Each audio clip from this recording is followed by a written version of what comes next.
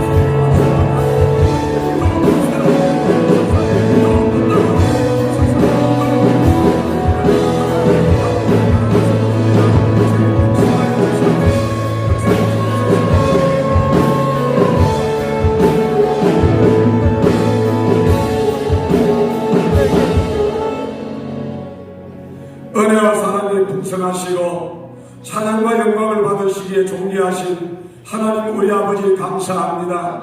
참으로 혼돈과 공허와 흑암이 깃든 이 땅에 주께서 생명의 구원의 복음을 주시옵시고 이렇게 장족의 구원과 발전을 가져와서 세계 속의 선교 한국으로 삼아주신 것을 감사를 드려옵나이다. 주여 지금의 자유와 이 풍요로움과 이 놀라운 축복들이 모두가 다 하나님의 은혜였고 하나님의 복이었고 주께서 이 시대만에 허락하신 놀라운 비전과 사명임을 우리가 고백하며 확신합니다. 그러나 저희들이 믿음으로 살지 못했고 이 사명을 감당하지 못했고 주의 뜻을 온전히 이루어드리지 못함으로 말미암아 나라의 위기 상황에 놓여졌고 한국의 어려움 상황에 놓여졌습니다. 주여 불쌍히 여겨 주시옵소서. 주님 용서하여 주시옵소서. 이 시간도 주 앞에 통회하고 자고가오니 주여 저들에게 회개의 영을 부어주셔서 주님 앞에 진정코 회개할 수 있도록 은혜 주시기를 간절히 바랍니다. 다시 한번 저들에게 한국교회의 우리 모든 성도들 위해 이 대한민국의 주님이여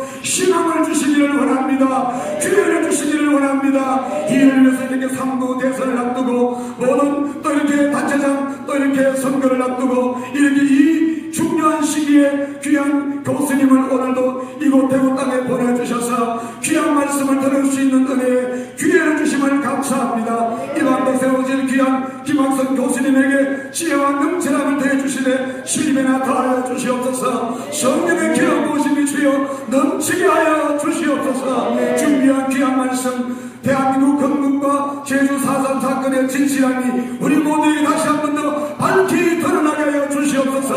끊어지게 하여 주시옵소서. 이 혼란한 데 이 말씀을 통해서 우리 모두가 주여 정신을 차리게 하시고 깨어 일어나게 해주셔서 나라를 사랑하며 한국교회를 사랑하며 주님의 뜻을 받들어서 다시 한 번 더 대한민국에 하나님께서 이 시대만에 선교에 귀한 사명을 주시고 예수 한국 복음통을 이루는 데 우리 한국교회가 오늘 이 저녁에 함께하는 우리 모든 성도님들이 애국동료들의 주여 함께 연합되게 하여 주옵소서. 하나되게 하여 주시옵소서. 아버지여 담대함을 가지고 용기를 가지고 주여 외칠 수 있도록 전파할 수 있도록 역사하여 주시옵소서. 아까도 더러운 분들 주여 이 밤에 언신도 하지 못하게 하시고 주의 전문천사 파송하시며 주의 성령께서 이 가운데 강하게 인자하여 주시옵소서. 주여 우리의 마음 받들이 주여 옥토가 되어서 30배 60배 100배 주시는 귀한 말씀에 아름답게 결실할 수 있도록 그 결실한 이 가정에서 주여 사회 속에서 그리고 직장 속에서 그리고 교회 속에서 모든 영역 가운데서 주여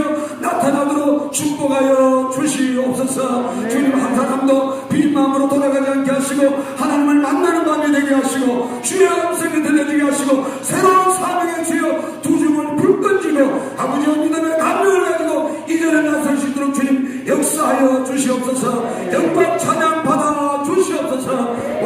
이번 삼고대선에 하나님이 기뻐하시는 일꾼이 세워지게 하여 주시옵소서. 주여 역사가 바로잡아지게 하여 주옵소서. 제재와 모든 사상이 하나님이 기뻐하시는 것으로 다시 재정비되며 무장되게 하여 주시옵소서. 그러므로 예수하고 복음통을 이루게 하여 주옵소서. 이 일에서 함께 앞장서 수고하시는 모든 주의 종들 위해 특별히 광진중앙교회를 주여 기억하시고 축복하여 주시옵소서. 이 혼탁한 시대에 어두운 시대에 이 광진중앙교회가 날마다 애국하는 일을 위해서 한국교회를 세우는 일을 위해서 자유 대한민국 위해서 쓰임받게 하시니 감사합니다. 하나님의 이전을 높이 들어 사용하시되 이 지역을 복음하고 대구를 성수하고 민주과 열방을 살리는 일에 광진중앙교회를 사용하여 주옵소서. 귀한 김태동 목사님을 들어서심을 감사합니다. 모든 장로님들과 주의 종들을 함께 협력하며 동력하게 하심을 감사합니다. 주의 이전을 통해서 주님 찬양과 영광을 받아 주시옵소서. 내게 많은 교회들이 모였습니다. 주의 종들이 함께 했습니다. 동지들이 함께 했습니다. 주님 기억하시고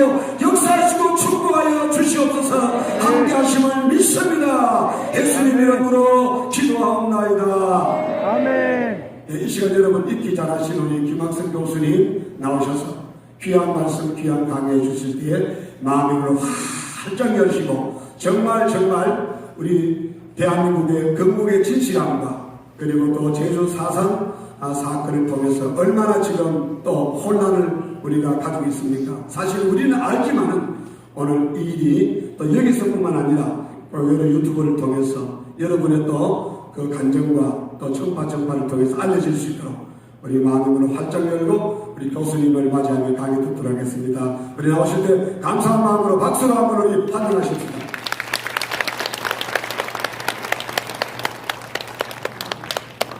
목사님께서 열심히 기도해 주셨기 때문에 저는 기도는 생략하고요.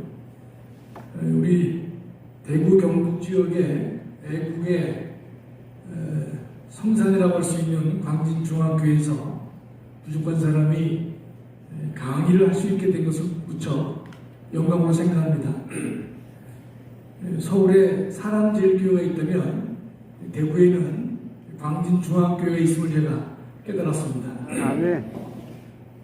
제가 오늘 여러분을 뵙고 나니까 집에 가려고 했어요. 왜냐하면 저희 어머니께서는 10,000명이 안 되면 강의하지 말라고 했는데 한 100여 분, 한 200분밖에 안 되신단 말이죠. 그래서 어머니 말씀을 어길 수가 없었는데 여러분 보니까 일당 100을 하시는 분들만 모시기 때문에 지금 10,000명이 모이고 있으면 배우고요. 말씀을 올리겠습니다. 저희가 지금 제목이 건국하고 그 다음에 4.3인데요. 대한민국 국민들은 건국 과정을 잘 모릅니다. 왜 모르는가 하면 학교에서 정확하게 설명을 안 해주고 있고 또 70년 그 전의 역사이기 때문에 설왕설래할 수도 있는 것이고 좌파와 우파의 갈등이 크기 때문에 우리 젊은 학생들도 많이 있는데 이 전교조 영향을 받고 있는 많은 학생들은 좌파 쪽의 시각만 가지고 있습니다. 그래서 이제 어떤 시각들이 많이 있냐면 이승만 대통령은 독재자다, 권력욕에 사로잡힌 사람이다 이런 식으로 이제 이야기를 하고 있는데 제가 단언코 말씀드리지만 대한민국에서 이승만 대통령을 언급하는 사람들 중에서 이승만에 관련된 책을 한 권도 읽어보지 않은 사람이 저는 거의 다라고 저는 생각합니다. 비판하는 사람들이 거의 95% 이상은 책 한 권도 읽지 않고 옆에서 하는 얘기 듣고 절한단 말이죠. 그것이 대부분의 현실입니다. 그럼 제가 오늘 저는 보수파에 속하기 때문에 그쪽 시각에서만 설명을 드린다고 여러분이 오해할 수 있겠지만 여러분 강의를 잘 들으시고 합리적으로 우리가 판단하는 것은 건전한 상식에 입각해서 옳은가 무엇이 옳은지 그른지를 우리가 판단하는 것입니다. 예를 들어서 이런 겁니다. 지금 여러분이 그 공부를 얼마나 하셨는지 모르겠지만 이승만 대통령은 남북 분단의 원흉이다 그런 말을 많이 합니다. 그래서 우리가 이승만 대통령의 정읍 발언에 대해서도 상당히 그 비판하는 시각들이 많이 있는데 옳은 것인지 때문에 남북한의 농지개혁을 하게 되는데 북한의 농지개혁이 잘 된 것인지 남한의 농지개혁이 잘 된 것인지, 이승만 대통령은 당시의 지주계급과 연합되어서 농지개혁을 게을리했다 이런 지적들이 많이 있는데 그것이 옳은지 그런지 이런 등등을 한번 살펴보겠습니다. 이어서 4.3 사태, 여순 사태, 그다음에 국가보안법이 언제 만들어졌고 6.25 전쟁과 관련돼서 어떤 일들이 먼저 있었는지, 그다음에 그것이 이제 조용해지다가 2000년에는 김대중 대통령 정부 때 제주 4.3 특별법이 처음으로 만들어졌는데 조용하게 흘러오다가 현 문재인 정권 하에서는요, 문재인 대통령은 2020년 4.3 추모사에 가서 어떤 말을 했냐면 먼저 꿈을 꾸었다는 이유로 제주는 처참한 죽음을 맞이했다, 이런 이상한 발언을 해요. 그다음에 21년도에는요, 작년이죠, 한 걸음 더 나가서 남근원 반란 세력을 진압한 군인과 경찰, 군경을 국가폭력이라고 규정을 했습니다. 그 작년 4월 3일 날 제주 추모사에서 했습니다. 제가 그 말을 듣고 격분을 해가지고 4월 14일 날 조선일보에 의견 공고를 했습니다. 문 대통령의 제주 4.3 추모사는 헌법 위반이다, 제 실명을 걸고 의견 광고를 냈습니다. 그것은 의견 광고를 내려면 돈이 많이 드는데 전광훈 목사님께서 제 글의 내용을 보고 의견 광고를 내주셨단 말이죠. 또 한 번 제가 의견 광고를 냈습니다. 현재 제주지방법원에서 행해지고 있는 많은 작태들을 보면서 도저히 이건 판사의 양심을 갖고서는 도저히 이렇게 할 수 없는 것이다. 거기까지 제가 오늘 강의를 말씀드리고자 합니다. 따라서 제가 이걸 말씀드리려면 45년 8.15부터 지금까지 과정, 6.25까지만 말씀드리고 이후에 문재인 정권 하에서 이루어진 것을 제가 정리해서 말씀을 올리겠습니다. 도입부분을 제가 길게 말씀드릴 수는 없는데 여러분이 연도를 좀 아실 필요가 있어요. 45년도, 그다음에 46년, 47년, 48년인데요. 제주 4.3 사태는 48년 4월 14일에 발생했습니다. 따라서 이 과정을 좀 보실 필요가 있단 말이죠. 그렇죠? 그럼 여러분 가장 쉬운 거 45년 8월 15일 날은 우리나라가 해방된 날이죠. 어렵지 않습니다. 그 다음에 그 해에 대한민국에 있는 한반도에 있는 일본군을 무장 해제시키기 위해서 소련과 미군이 한반도에 진입을 합니다. 그렇죠? 둘 다 점령군으로 들어온 것입니다.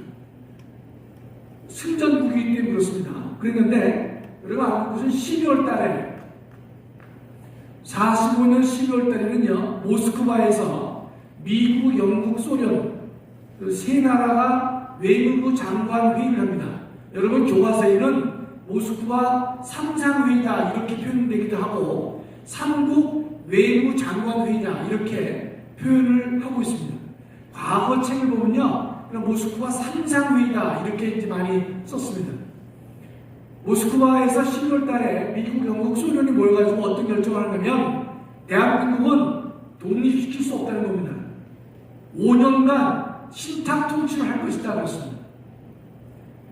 5년간 대한민국은 신탁 통치를 할 것이다.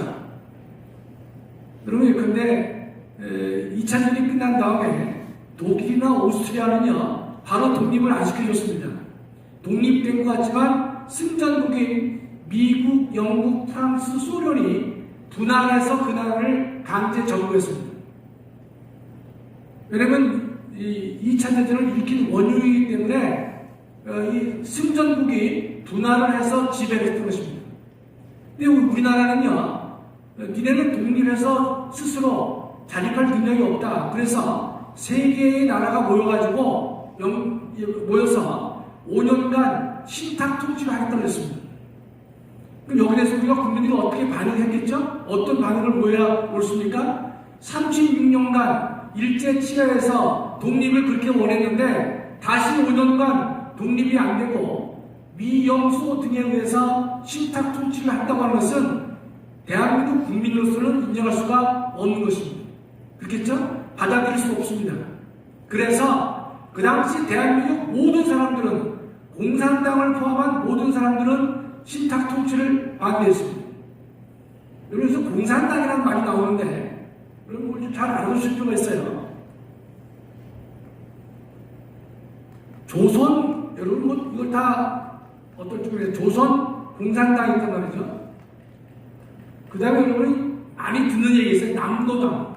그렇죠? 남노당은 뭔가면 남자는 남조선이에요. 남조선 노동당의 약자가 남노당입니다. 그럼 북쪽에서도 노동당이 있었겠죠? 분노당이라고 했지만 그건 거의 언급이 잘 안 됩니다. 남한에서 활동한 것이 남노당이에요. 그러면 그 당시 대한민국에는요, 남한 지역에 조선 공산당이 있었습니다. 그럼 이해가 안 되죠? 어떻게 공산당이 있냐 말이죠? 남노당 먼저 그 이전에 공산당이 존재했습니다. 여러분 그 공산당이 존재한 이유를 여러분이 이해를 잘 하셔야 되는 것이 그 당시 대한민국 45년부터 48년 사이는요, 대한민국 국민의 70에서 80%가 사회주의나 공산주의를 지지했습니다. 민주주의를 지지한 사람은 20% 미만입니다. 왜 그랬겠냐 말이죠. 그 이유도 분명히 아셔야 됩니다. 두 가지 이유를 제시할 터인데, 하나는 뭔가면 세계사적으로 보면요, 20세기 초반은 공산주의 시대라고 일컬어집니다. 그 말을 이해하셔야 돼요. 그게 무슨 뜻이냐면 20세기 초반이니까 1900년도죠. 여러분 1917년에 세계 최초로 러시아가 무너지고 소련으로 공산화가 이루어집니다.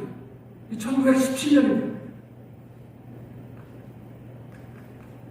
세계 최초로 이 지구상에 공산국가가 등장한 겁니다.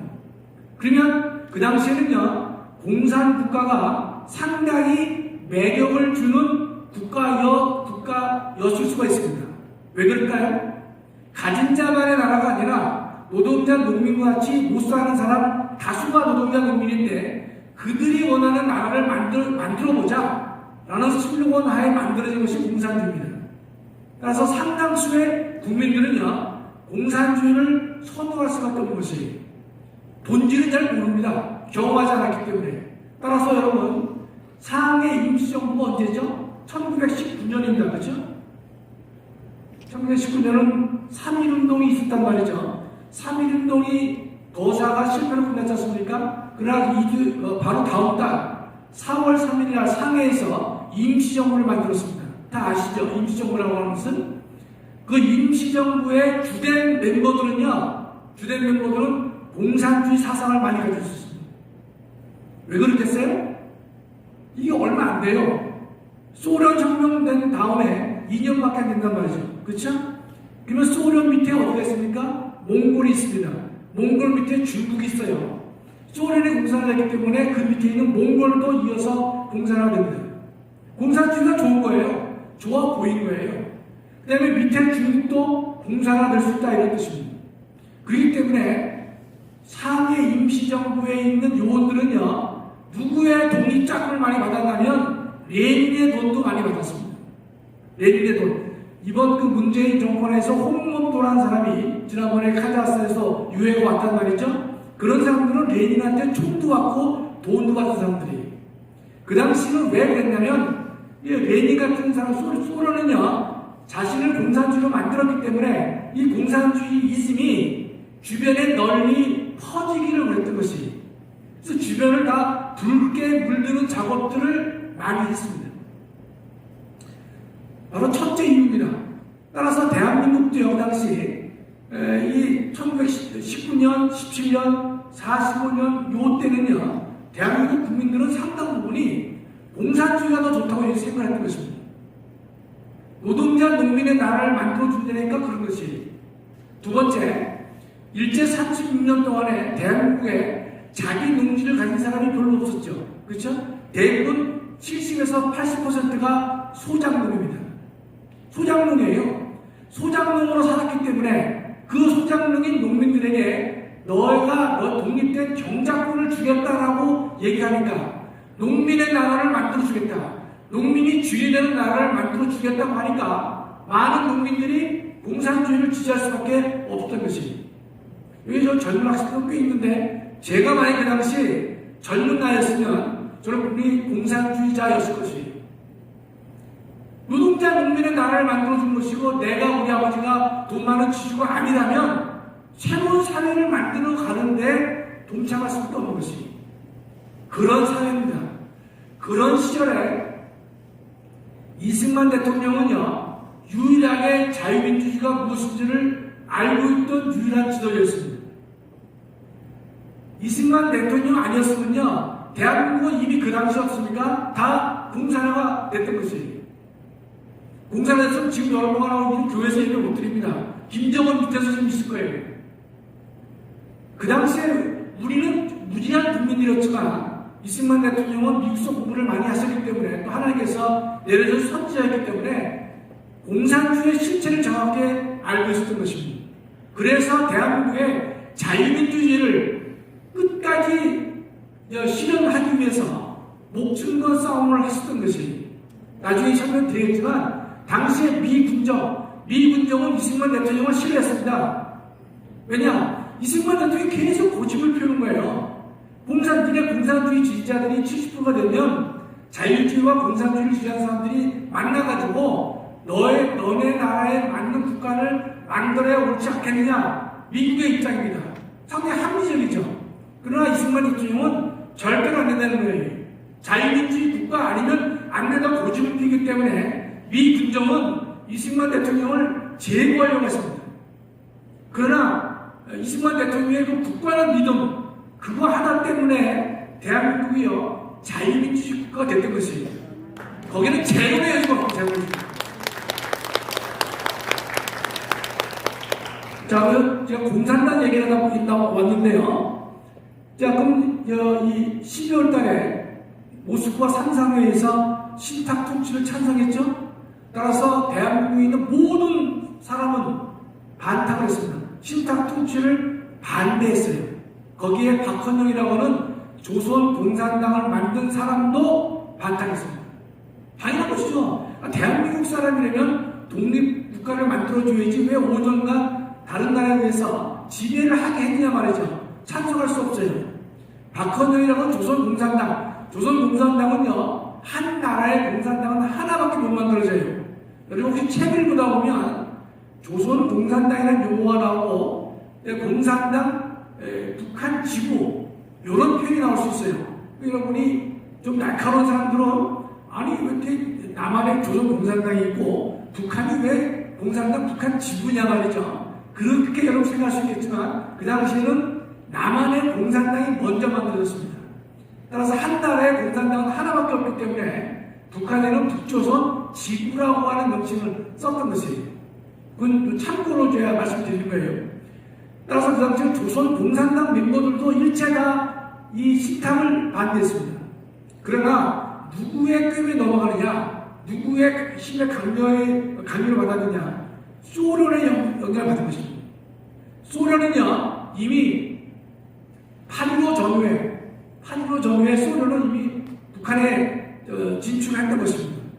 왜냐하면 소련은요 히로시마에 원자 폭탄이 떨어지고 난 다음에 그 전에 일주일 전인가에 일본하고 선전포고를 했습니다. 그래서 소련은요 태평양 전쟁에서는 일주일 동안 전쟁하고 승전국이 된 것입니다. 그렇기 때문에 소련은 이미 이 북한 지역에 대해서 또는 한반도 전체를 갖다가 공산화시키려고 하는 그런 야욕이 있었던 것입니다. 그래서 이 8.25 전에 이미 소련은 북조선에 들어왔습니다. 미국은 9월 달에 들어옵니다. 9월 달에. 근데 이때 보니까 소련이요 막 내려오는 거예요. 막 내려오니까 미국에서는요 미군이 한국에 들어오기 전에 소련에게 어떤 경고를 하는 거면 니네 무장 해제하면서 내려온다는 명분하에 계속 남아있기 때문에 38도선 이내로 내려오지 말라고 미국이 얘기합니다. 내버려두면 소련이 한반도를 전체를 먹을 것 같으니까 미국이 소련에게 얘기를 해요. 38도 이내에는 내려오지 마라. 따라서 38도 이북은 소련이 무장 해제를 시키고 38도 이남은 미군이 무장 해제를 시키겠다라고 한 것입니다. 이 얘기를 가지고 미국이 38도선을 만들었다, 남북 분할을 시켰다 라고 말을 하는데 상식적으로 맞지 않습니다. 그렇죠? 소련이 내버려두면 남한 전체가 다 소련군에 짓밟힐 수 있기 때문에 미국이 들어오기 전에 경고를 한 겁니다. 38도선 이남으로 내려오지 말란 말이죠. 그렇게 경고를 한 것이지 미국이 38도를 선을 거서 남북 분할을 시킨 것은 결코 아닌 것입니다. 자, 그럼 이제 12월 달이지 않습니까? 그럼 북한에서 어떤 일이 이루어졌느냐? 46년을 봐요. 2월 달에 북한에는요, 북조선 임시인민위원회가 만들어집니다. 여러분이 이게 임시란 말을 기억할 수도 좋은데, 북조선 인민위원회가 만들어집니다. 인민위원회는 그러면 사실상 북한의 정부나 같은 것이에요. 소련은 김일성 중심으로 해가지고 북한에다가 임시인민위원회라는 조직을 만드는 것이에요. 여러분, 이 인민위원회가 왜 사실상 정부였는지는 바로 알 수 있습니다. 북한은요, 바로 이어서 3월 달에 20일 만에 농지개혁을 합니다. 농지개혁을 하려면 농지개혁을 할 수 있는 권한을 부여받은 국가기관이라 될 거란 말이죠. 따라서 인민위원회는 사실상 북한의 정부나 마찬가지입니다. 여기서 농지개혁을 해요. 어떻게 하느냐?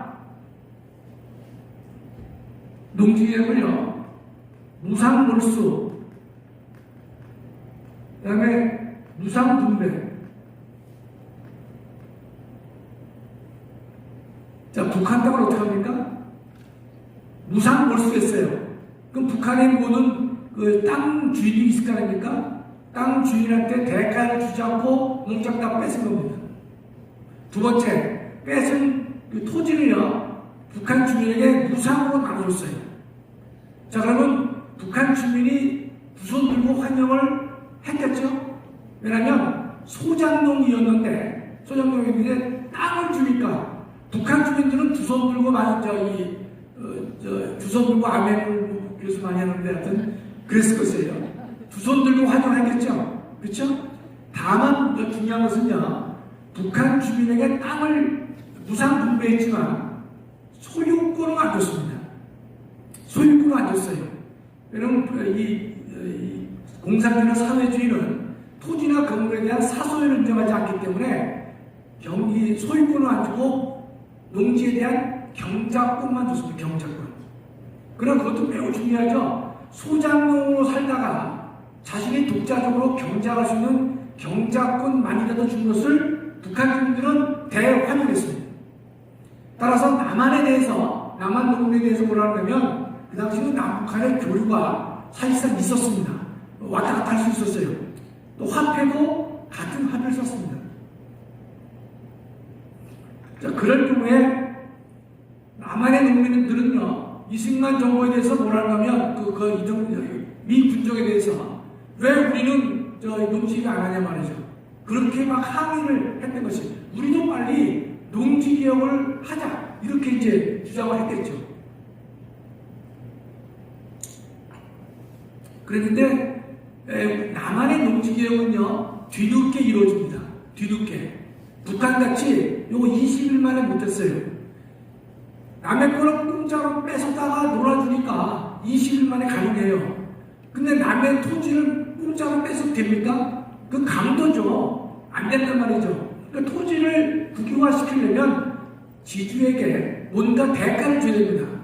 얼마큼 주는지는 별론이고 어떤 대가를 줘야 될 거란 말이죠. 그렇죠? 그래서 남한은요, 유상몰수의 유상분배가 된 겁니다. 정반대가 된 것이죠. 이건 북한은 무상몰수의 무상분배지만 남한은요, 남조선은 유상몰수의 유상분배를 합니다. 이런 생각을 할 수가 있어요. 유상몰수를 하게 되면 지주들은 좋을 줄 몰라도 농민들에게 유상분배를 하기 때문에 북한이 더 잘한 거 아니냐. 북한은 무상으로 줬단 말이죠. 남한은 유상으로 준 거예요. 북한이 더 좋은 것 아니냐. 그런 생각을 할 수 있는데 여러분 냉정하게 한번 비교해 보세요. 냉정하게. 북한은 경작권만 좋지 소유권은 안 좋습니다. 소유권은 누가 갖고 있어요? 국가가 갖고 있습니다. 남한은요, 결론부터 말씀드리면 모든 농민들에게 1년의 수확량의 30%를 5년간 내면 토지의 소유권을 부여했습니다. 30%라는 것은요, 보통 소작농들은 수확의 40에서 50%를 지주에게 줍니다. 따라서 30%는요, 적게 내는 거예요. 따라서 모든 소작농들은요, 일반 국민들은 수확의 30%만 국가에 내면, 몇 년이요? 5년 내면 자신의 농지를 소유할 수가 있었다는 것입니다. 여러분, 근데 지금 여러분 연배에 할아버지쯤 되는 사람들은요, 그 당시에 다 그런 농지를 얻은 분들이에요. 그런 농지를 가지고 여러분 부모님 때들을 공부시킨 거예요. 손바닥만한 그 농지 가지고 죽어라고 일을 해가지고 거기서 얻은 수확을 가지고 자기 자녀들 학교를 보내고 뭐 교육을 시키고 그런 일을 했던 것입니다. 대한민국은요, 단 한 사람도 자기의 30%를 5년 내지 못해서 농지를 돌아가지 못한 사람이 한 명도 없다고 기록되어 있습니다. 자, 누가 더 잘한 겁니까? 누가? 북한식의 무상 몰수의 무상 이 분배가 잘한 것이냐? 우리는요, 사소유권을 인정하기 위해서 무상 몰수를 하면서 무상 분배를 했단 말이죠. 그러면 지주들에게는 어떻게 땅값을 지급했느냐? 그 당시 대한민국에 돈이 없죠. 그렇지 않습니까? 그 당시 대한민국에 돈이 뭐가 있겠습니까? 그래서 지주들에게는요, 지가 증권을 주죠. 증권을 몰수하고 증권을 줬다고 대신. 그럼 증권을 주면 그걸 현금화시킬 수 있느냐? 현금화시킬 수가 없어요. 바로 돈이 없으니까 어떻게 했느냐? 그 지가 증권을 가지고 1년 지나면 1년치에 해당하는 수확량만 자기가 가져갔습니다. 또 2년 지나면 그 지가 증권을 가지고 두 번째 해에서 얻은 수확량을 자기가 자기만큼 가져갔던 것이, 누가 더 손해를 봤죠? 지주들이 더 손해를 봤던 것이.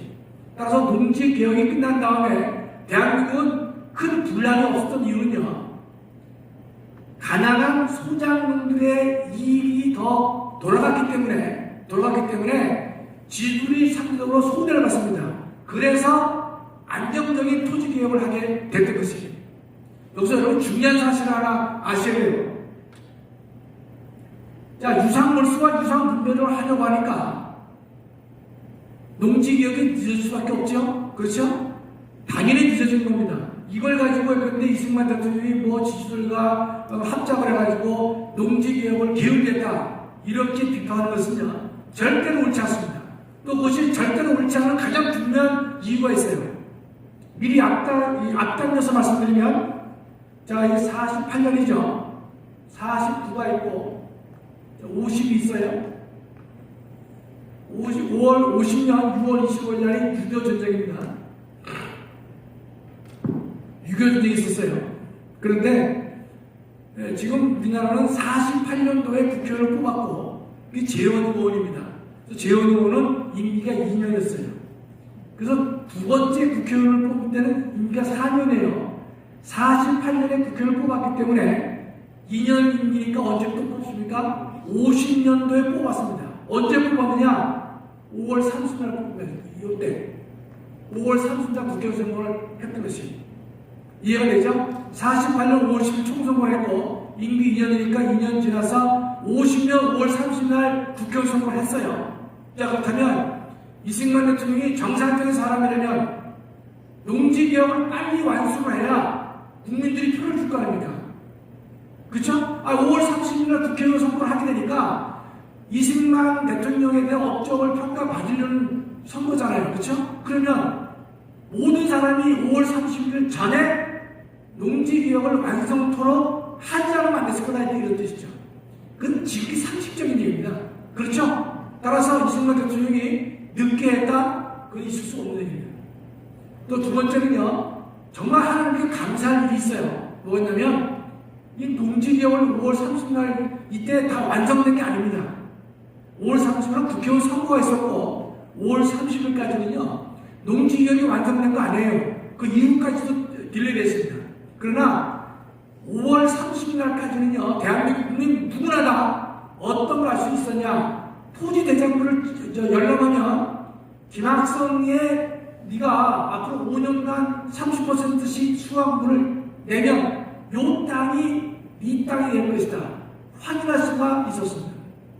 매우 중요한 사실입니다. 전쟁 전에 6.25 전쟁 전에 대한민국 국민은요, 야 내가 앞으로 저 땅이 내가 이 수확량을 5년간 내면 저 땅이 내 땅이 될 것이라는 사실을 다 알고 있었습니다. 이건 하나님께서 해주신 거예요. 왜냐? 그러고 나서 뭐가 터졌습니까? 그러고 나서 6.25가 터집니다. 6.25가 터졌는데 6.25 북한은요 남한을 3개월간 지배했습니다. 낙동강과 저희 부산 지역을 제외하고서는 북한이 남한을 3개월간 지배했단 말이죠.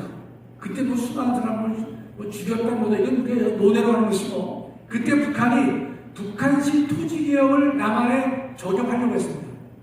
그러나 남한의 농민들은 동의하지 않았습니다. 왜 동의하지 않았을까요? 지금 내 땅이 저거의 내 땅이 될 것이라는 사실을 알고 있었기 때문에 흔들리지 않은 것이에요. 만일에 가정을 해서 농지개혁이요 5월 30일 전에 끝나지 않았고 6.25가 터졌는데 내 땅이 지금 있는지 없는지를 확실히 몰랐다면 6.25 전쟁 때요 남한 사람들이 북한의 권력에 기꺼이 동조해서 남한의 안정을 무너뜨렸을 수도 있다 이런 뜻입니다. 따라서 이 농지개혁은요 대단히 중요한 것인데요, 저는 이승만 대통령도 뭐 흠이 있는 분이지만 건국의 공은 이건 뭐 더 이상 말할 것도 없고요. 건국의 공 못지않은 공이 뭡니까? 바로 농지개혁을 성공시킨 것입니다.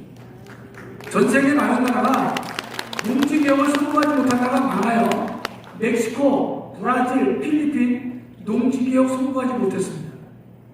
그렇기 때문에 그 나라가 지금도 어렵게 사는 것입니다. 박정희 대통령이 근대화 작업을 많이 했던 거 다 믿고 계시죠? 맞아요. 그 근대화 작업은요 무엇을 기초로 했습니까?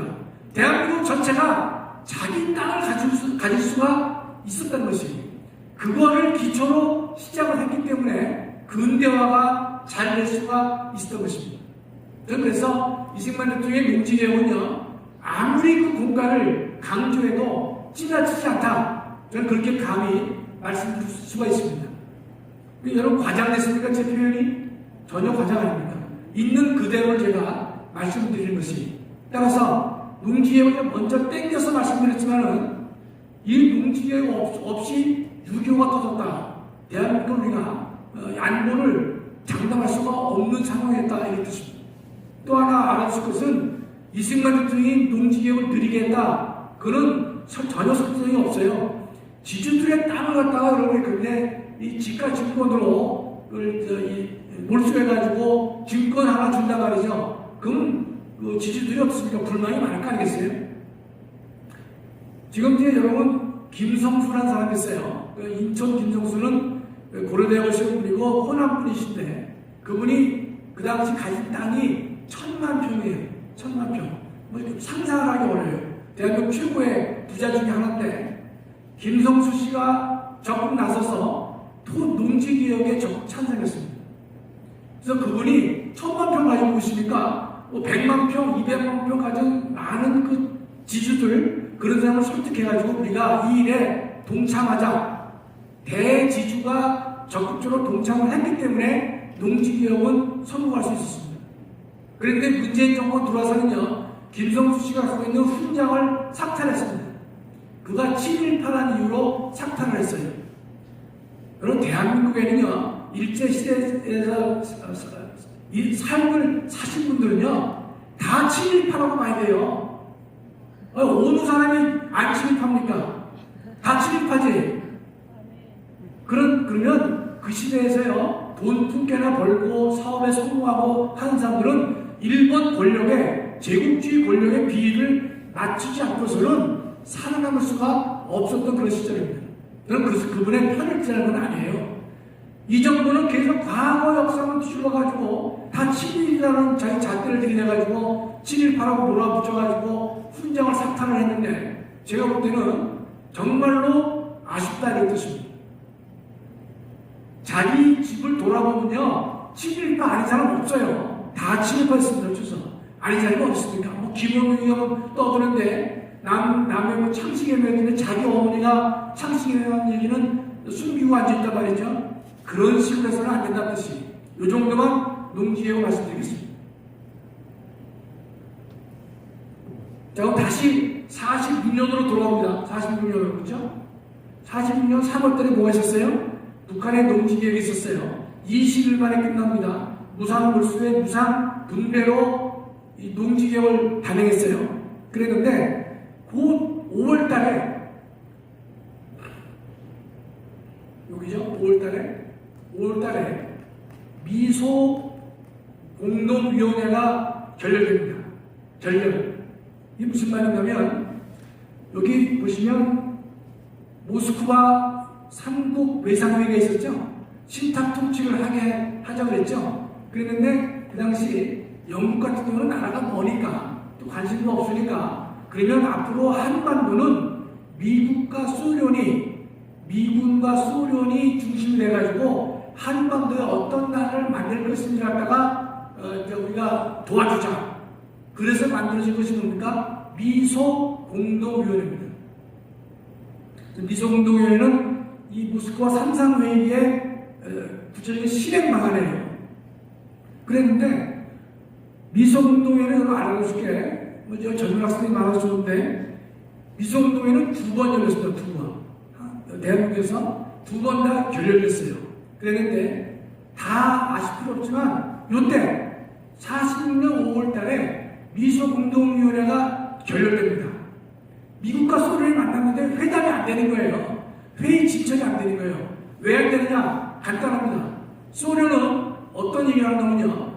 이 미소공동위원회에서 어떤 걸 주관한다면 북한이나 남쪽에 있는 모든 정당, 사회단체 이런 사람들을 이 회담에 관여시키자. 관여시켜야 되겠다. 그래야 전체의 의견을 모을 수 있을 것이다. 합리적이죠? 그랬는데 소련이 무슨 말을 하냐면 좋은데 이런 단체는 안 된다는 거예요. 신탁 통치를 반대한 정당이나 사회단체는 이 모임에 참여할 수가 없다라고 하는 것이 계속 고집합니다. 미국은 그런 거 따지지 말고 전체의 북한과 북조선과 남조선에 있는 모든 정당과 단체들을 참여시켜서 한국인에게 가장 맞는 정부 형태를 만들도록 해보자라고 하는 게 미국의 생각이고 소련은 그러나 신탁 통치를 반대하는 정당이나 사회단체는 참여할 수 없다. 이렇게 하는 거예요. 그래서 둘이 쌈박질하니까 회담이 안 됩니다.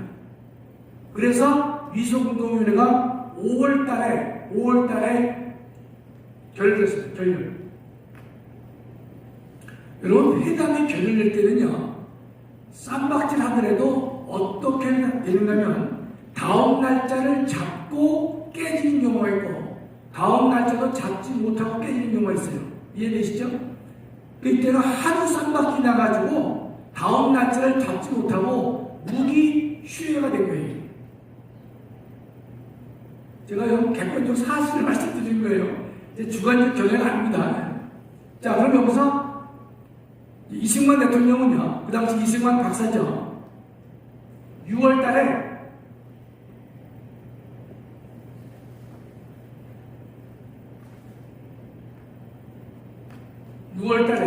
그 유명한 정읍발언을 합니다. 정읍발언. 여러분 책에 보면 이승만의 정읍발언으로 인해서 남한의 단독 정부가 만들어지게 됐고 남북한의 통일 정부를 반영할 것이다. 이렇게 얘기를 다 하고 있단 말이죠. 그것이 맞나 틀리냐를 한번 우리가 살펴보도록 하겠습니다. 자, 지금 보시면요. 그 다음에 이승만 박사죠? 이승만 박사가 봤을 때는, 자, 46년 2월에 북한에는 임시인민회가 만들었어요. 농지개혁까지 22일 만에 다 끝내버렸어요. 그쵸? 사실상의 국가의 모습을 갖추고 있단 말이죠. 그랬는데, 대한민국의 정부 형태를 만들려고 하는 미소공동위원회가 5월달에 다음 날짜도 잡지 못하고 휴회가 되어버린 것이 무기 휴회가 됐습니다. 그럼 앞으로 이 한반도에 어떤 정부가 들어설지 우리가 기대할 수 없었습니까? 그렇죠? 따라서 이승만 박사는 그 당시 전국을 다니면서 강연을 했습니다. 무슨 강연을 했느냐? 45년 12월 달에 신탁 통치를 하라고 했지 않습니까? 이 46년은요, 대한민국이 전체가 반으로 갈렸습니다. 신탁 통치를 찬성하는 공산주의자, 신탁 통치를 반대하는 자유세력, 그게 좌익과 우익이다 이런 뜻입니다. 이 갈래로 아주 그냥 쫙 분열이 돼버린 것이 노상 싸움과 노상. 우리나라 지금이 좌파와 다투듯이 그때는 폭력도 서슴지 않았단 말이죠. 대한민국이 완전히 이게 신탁 통치를 찬탕이냐 반탕이냐 싸움이 생긴 거예요.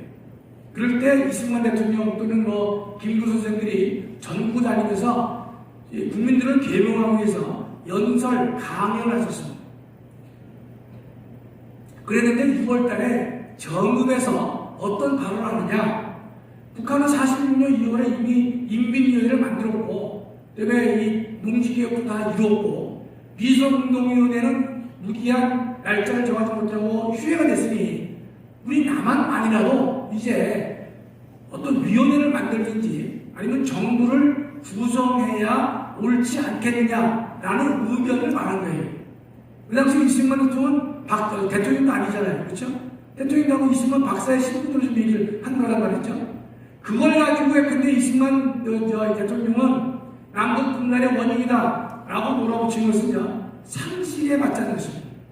여러분 잘 생각해 보세요. 46년 2월 달에 이미 북한은 사실상의 정부를 만들었어요. 자기만의 농지개혁을 독자적으로 추진했어요. 그렇죠? 그 다음에 인민군을 만들려고 노력했고, 독립적 화폐를, 아직 그 당시 화폐 개혁을 안 했지만 북한이 먼저 화폐 개혁을 합니다. 화폐 개혁을 먼저 하고 지대와 쓸도를 만들었어요. 그래서 그 당시 남북한이 공통으로 쓴 화폐는요, 북한은 못 쓰잖아요. 그 돈이 몰래 배 타고 남쪽으로 내려옵니다. 남쪽으로 내려와서 공산당 자금으로 다 세운된 것입니다. 자, 그런 상황이기 때문에 이승만 대통령은 이제 우리도 우리의 정부를 만들도록 노력해야 되지 않느냐라는 발언은요, 정치 지도자로서의 당연한 말씀이에요. 그렇죠? 그런 우려에 대해서 당연한 의견을 제시한 것인데, 그걸 가지고 했는데 마치 그것 때문에 남북한이 분열된 것 같이 그렇게 호도하는 것은요, 정말 그건 상식에 어긋난다 이런 뜻입니다. 자, 그러면 이런 상황에서요, 그해 11월달 40년 11월에 그렇죠? 11월에 북한은 선거를 합니다. 대의원 선거를 해요. 그래서 조금 전에 여기 2월달에 뭐 있었죠? 북조선 임시인민위원회였어요. 여기서 선거를 통해서 인민위원회를 만들어요. 임시자를 띄어냅니다. 선거를 했기 때문에. 선거로 북한의 대표를 뽑아요. 그래서 북조선 인민위원회가 정식으로 출범합니다. 이런 일련의 상황을 다 본 다음에 이승만 대통령은요, 이승만 박사는 미국으로 갑니다. 도저히 이 땅에서는 해결 방안이 없다는 거예요. 미 군정도 이승만 박사의 말을 안 들어요. 이는 좌우 합작을 하란 말이죠. 공산주의와 자유민주주의가 니네 국민들이 이렇게 하고 있으니까 만나서 공통정부를 만들어 보라라고 자꾸 얘기를 하니까 이승만 박사는 안 된다. 원래가 안 된다고 하는 이유는요, 공산주의는요, 제일 먼저 이 자유주의의 정부를 먹을 때 어떻게 합니까?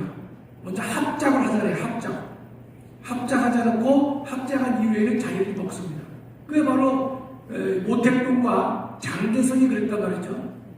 중국 대륙을 지배한 사람이 장대성이었어요. 모택동은 이름도 없었습니다. 그러나 모택동이가 장대성과 힘을 합쳐서 항일운동, 일본의 항일운동을 같이 하자.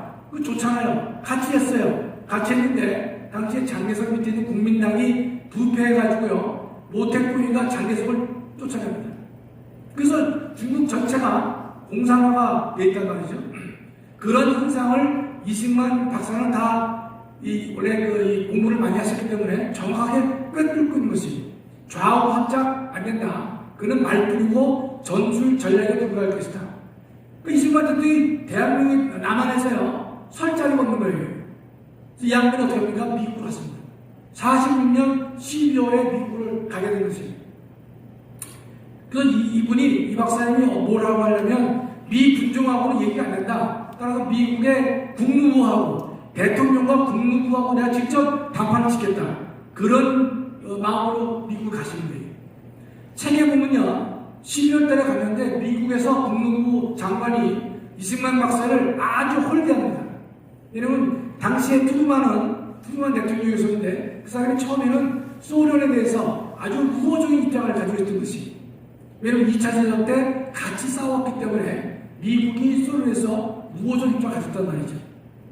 따라서 이승만 박사의 그런 주장들은 공산주의를 반대하는 주장은요 미국의 입장에서도 좀 눈에 걸렸던 것이에요. 그래서 이승만 박사를 홀리했습니다. 그랬는데 이것도 제가 볼 때는 하나님께서 해주셨다고 볼 수밖에 없는 것이 이듬해 4월에 미국의 대통령이 생각이 바뀌어요. 그래서 여러분 트루만 선언 여러분 이제 한번 쳐보세요. 트루만 대통령이 트루만 선언을 하게 됩니다. 뭐냐?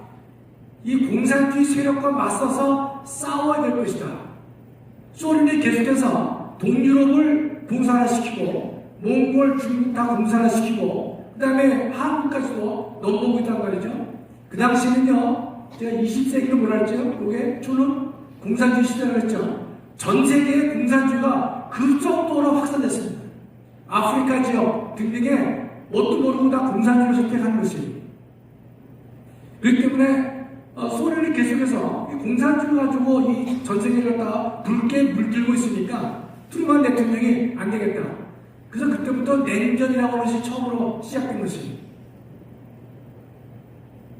그래서 이 소련의 영향력을 막아야 되겠다. 그래서 이 이승만 박사에 대해서 우호적인 입장을 가지게 된 것입니다. 미국 정부가요. 12월 달만 해도 트루만 대통령이 생각이 바뀌지 않았기 때문에 당시에 미국의 국무장관도 이승만 박사를 홀대했습니다.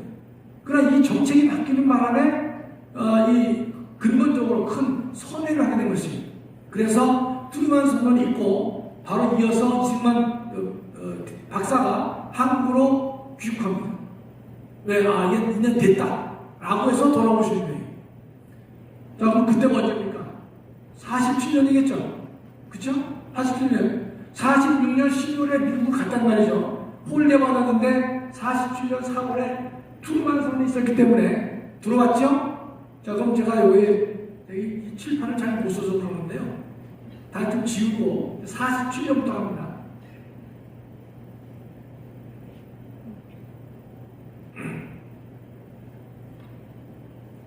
자, 47년에요. 48, 49, 50입니다.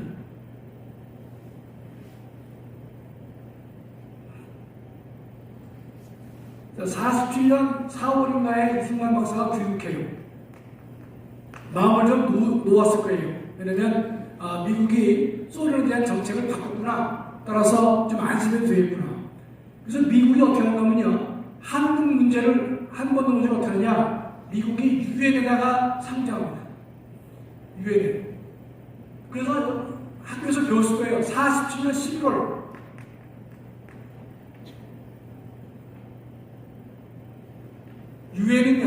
유엔에서는 한반도에 대한민국에 총선거를 실시하다라고 결정합니다. 그게 47년 11월에 유엔 결정입니다. 유엔은 뭐라고 얘기하면 구체적으로 얘기했어요. 어떻게 했냐면 남북한이 인구 비례에 대해서 대표를 뽑아라. 비밀 선거를 해야 된다. 이후에 이 선거가 이루어지면 7월 1일자로 미군과 소련군은 다 철수한다. 그렇게 유엔이 결의를 합니다. 이건 다 문서로 나와있단 말이죠. 그렇죠? 그래가지고 11월 달 아닙니까? 그래서 48년 1월 달에 유엔의 감시단이 한국에 들어옵니다. 유엔의 결정에 따라서 지금 남북한의 총선거를 실시하고 했단 말이죠. 남한은 200석, 북한은 100석이에요. 왜 북한은 작게 되느냐? 북한은 인구가 작았습니다. 남한은 2천만이 넘었고 북한은 1,000만이었거든요. 따라서 인구 비례가 되기 때문에 남한은 200석, 북한은 100석으로 해서 하나 말이죠.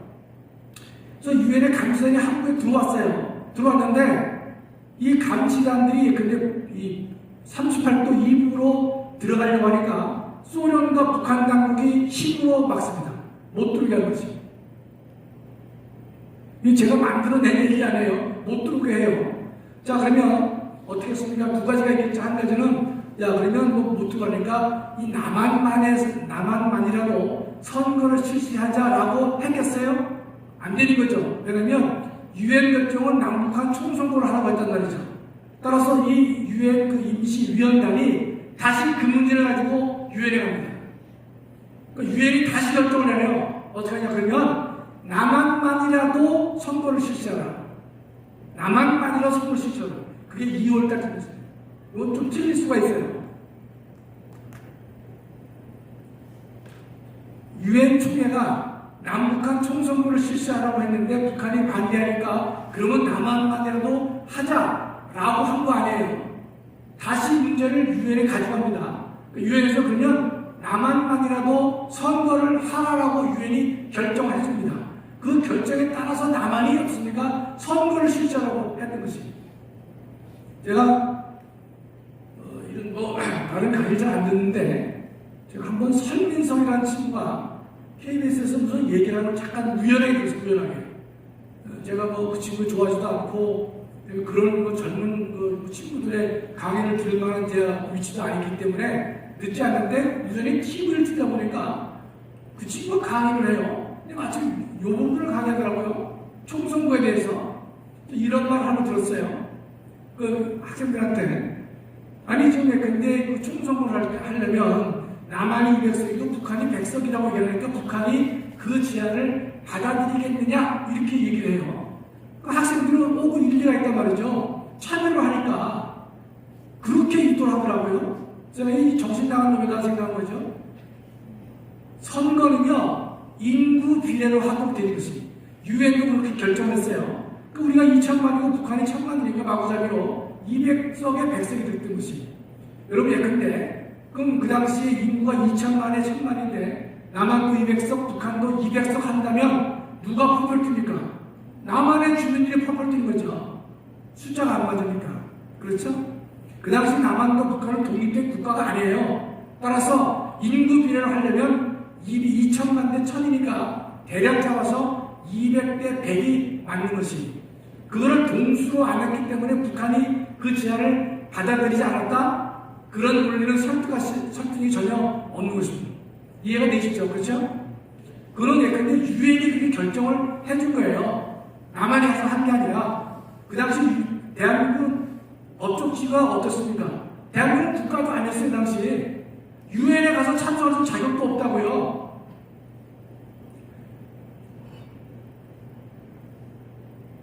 몇 사람들이 그 뒤에 나오는 수많은 간증들이 있어요. 금식 기도를 하고 가가지고 발언기회를 얻었다. 여러 가지 얘기가 있는데, 그래서 제가 생략하도록 하는 것입니다. 그래서 2월 달에 선거를 하고 있잖아요. 그러면 이승만 대통령도 찬성했을 것이고, 분명히 말씀드리면 김구 선생도 이 총선거에 찬성했어요. 기록에 다 나와 있습니다. 김구도 찬성했어요. 그랬는데, 그 다음에 북한은요, 입장을 바꿉니다. 왜냐? 자, 잘 이 정세를 보시면 알 거예요. 북한은 이미 40년 2월 달에 임시인민을 만들었죠? 북한의 이 농지개혁 다 마쳤죠? 그 다음에 인민위원회까지 만들었어요. 북한 국가를 만들어서 이 공산국가를요. 남은 건 뭡니까? 남한을 적화 통일시켜서 북한식의 통일 정부를 만들어야 되는데, 만일 남쪽에서 선거를 통해서 그 정부가 들어서게 되면 그것들을 집어먹을 수 있는 확률이 없습니다. 매우 어려워지는 것이죠.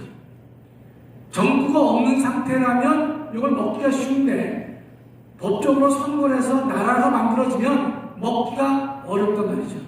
그렇겠죠? 따라서 북한은 이 대한민국에서 5월 10일 예정되어 있는 총선거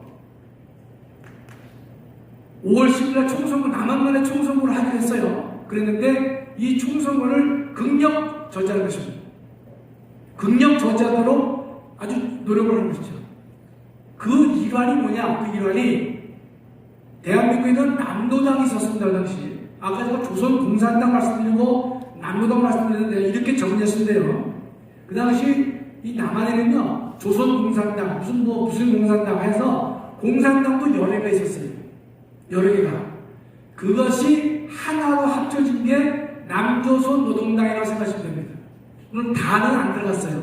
그래서 머릿속에 책을 읽을 때 조선공산당 여러 가지 다양한 이름이 나온단 말이죠. 그러나 그것이 나중에 남노당으로 통일됐다라고 생각하시면 돼요.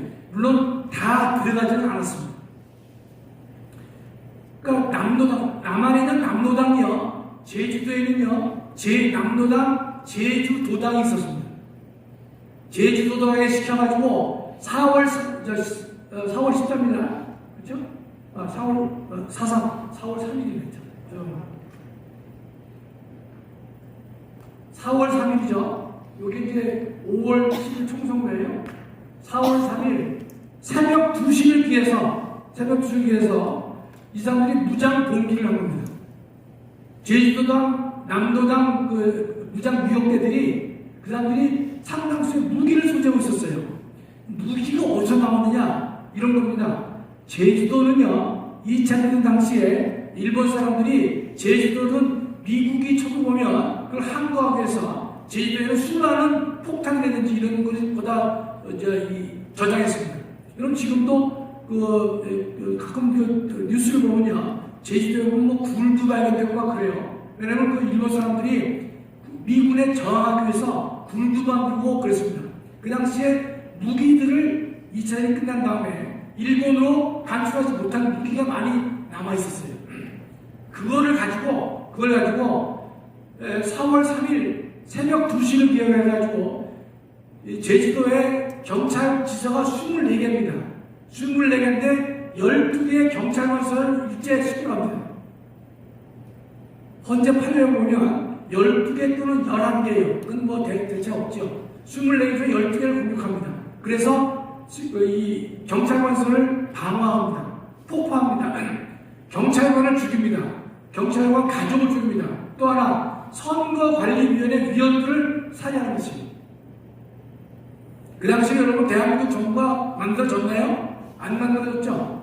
48년 우리는 8월 15일날 대한민국 정부가 만들어졌죠? 48년 4월 3일은 누구 밑에 있었습니까? 미 군정하에 있었던 시대예요. 미 군정하에. 그래서 미군이 이걸 진압을 해야 되는데 워낙 이 4.3 사태는요 방대한 규모로 반란이 이루어졌던 것입니다. 이 사람들 어떻게 합니까? 낮에는 한라산으로 숨습니다. 밤에는 내려와요. 그래서 양민을 죽이고 자기네 편을 들지 않으면 살해했단 말이죠. 여러분 4.3 사태는요 민중봉기가 아니에요. 이 문재인 정권을 민중봉기라고 거짓말하는데 그러면 여러분이 이런 생각할 수 있죠. 문재인은 그 민중봉기라고 말하고 김학성이는 남부동 반란이라고 하는데 누구 말이 옳으냐 말이죠. 의심이 갈 수도 있잖아요. 그렇죠? 그러나 이거는 명백한 판례가 있는 것입니다. 4.3 특별법은요 2000년 김대중 정부 때 만들어졌어요. 2001년도 대한민국의 헌법재판소 판례가 나와 있어요. 여러분 쳐보세요. 2001년도 헌재 판례 검색을 해보면 4.3 사건 하면 바로 나옵니다. 우리나라 재판관이 9사람이에요. 9사람이 어떻게 하느냐? 제주 4.3 사건의 본질이 뭐냐? 대한민국의 건국을 부정하고, 그렇죠? 이 총선거는 건국을 부정하는 거예요, 그렇죠? 건국을 방해하고 총선거를 방해하는 목적으로 남노당 제주도당이 중심이 되어서 일으킨 반란이다 말이죠. 그게 판례지 명시했습니다. 명시. 처음부터 바로 나와요. 9사람 중에서 이견이 없어. 전원일체예요. 자, 그러면 이게 민중봉기라고 봤습니까? 반란이라고 봤습니까? 헌법재판소가 2001년도에 명백하게 9사람 일치된 의견으로 반란을 봤단 말이죠. 제가 작년 4월 14일 날 문재인 대통령의 제주 4.3 추모사는 헌법 위반이라고 제가 글을 내게 된 것도 가장 강력한 게 뭡니까? 바로 헌재 결정이 제주 4.3은 남도당 제주도당의 반란이었다는 것이 헌법재판소 일관된 결례란 말이죠. 그거 나와 있어요. 그걸 왜 부정하냐 말이죠. 많은 사람들도 지원하고 있지만 그걸 또 부정하면 안 된단 말이죠. 그렇죠? 그래서 이 당시에 이 4.3은요, 얼만큼 지속했냐면 저게 6년 동안 저 반란 사건이요 언제 끝나냐면 54년 10월에 끝납니다. 6.25가 다 지난 날에 끝나요. 얼마나 조직적으로 반란했으면 그렇습니까? 민중이 봉기하면 6년이나 대한민국이 진행을 못합니까? 말도 안 되는 것이죠. 6년간 발라서 6년간 54년 10월이라는 계례도 있고 57년이라는 계례도 있는데 판례에 다 나와요. 그러나 헌재는 54년 10월에 종료됐다라고 얘기합니다. 왜냐? 54년 10월부터 한라산 입산이 허용됩니다. 완전히 다 이 4.3의 반란들이 다 제압이 됐기 때문에 제주도 입산을 다 금지했었는데 54년 10월에 입산을 허용하는 것이 헌재의 결정이 나오는 것이죠. 그렇죠? 따라서 제 개인의 주관적인 생각을 말씀드리는 것이 아니라 저는 원래 그렇게 봤지만 헌법재판소 객관적으로 분명히 얘기를 하고 있다 이런 뜻이 민중공기를 6년이나 합니까? 대한민국이 그렇게 허당인 나라입니까? 자, 그 다음에 여러분 제주 4.3이 있었잖아요. 5월 10일날 총선거가 있었죠. 한 달 뒤에. 여러분 재원 국회의원은 200명인데 200명. 남한이 아까 뭐랬어요? 200명이라고 했죠? 300명, 100명은 북한이고 200명은 남한이란 말이죠. 재원 국회의원은 임기 2년에 200명이었어요. 그랬는데 국회의원 중에서 198명만 뽑았습니다. 왠지 아세요? 제주도는 선거구가 3개입니다. 3개인데 4.3 반란을 하는 바람에 2개 선거구에서 국회의원을 뽑지 못했습니다. 하도 극렬하게 정하기 때문에 선거를 못했다니까 대한민국에서. 그래서 재원 국회의원을 찾아보세요. 198명으로 나옵니다. 2개 선거구에서 국회의원 선거를 못했습니다. 하면 죽이고 말이죠. 선거 방해하고 그래가지고 못했던 것이에요. 이것만 봐도 누가 어떤 목적을 했는지를 분명히 알 수가 있는 것입니다. 자, 그런데 여러분 여순 반란 사건이 있어요. 여순 반란 사건. 그게 뭐냐? 자, 이제 5월 10일 총선거는 198명에 2명이 못했어요. 그래서 8월 15일날 이제 대한민국 정부가 수립됐습니다. 수립됐는데 이때도요, 이 남한에 빨갱이가 많이 있던 것이에요. 그랬는데 10월 19일날 8월 15일날 대한민국 정부가 만들어졌죠. 그러니까 이승만 대통령 정부가 들어선 거예요. 들어섰는데 4.3이 진압이 안 됩니다. 그렇죠? 그러니까 여수에 있는 14연대, 여수에 있는 군대에 대해서 출동 명령을 내립니다. 니네가 가서 군인에게 명령을 내려가지고 제주도에 가가지고 제주 서산 사태를 진압하라 라고 명령을 내려요. 왜냐면 경찰력으로 진압이 안 되는 거예요. 그래서 군대를 보내는 겁니다. 군대를 보냈는데 그게 10월 19일 출동명을 내렸는데 여수에 있는 14연대 군인들이에요. 군인들이 반란을 일으켜요. 반란을 일으켜가지고 상사가 24명, 자기가 상관을 24명을 현장에서 죽입니다. 군인들이 반란을 일으켰어요. 그래놓고서 이 사람들이요, 여수에서 있었잖아요. 여수시를 점거합니다. 반란 세력들이. 여수시에다가 북한의 인공기를 개혁했어요.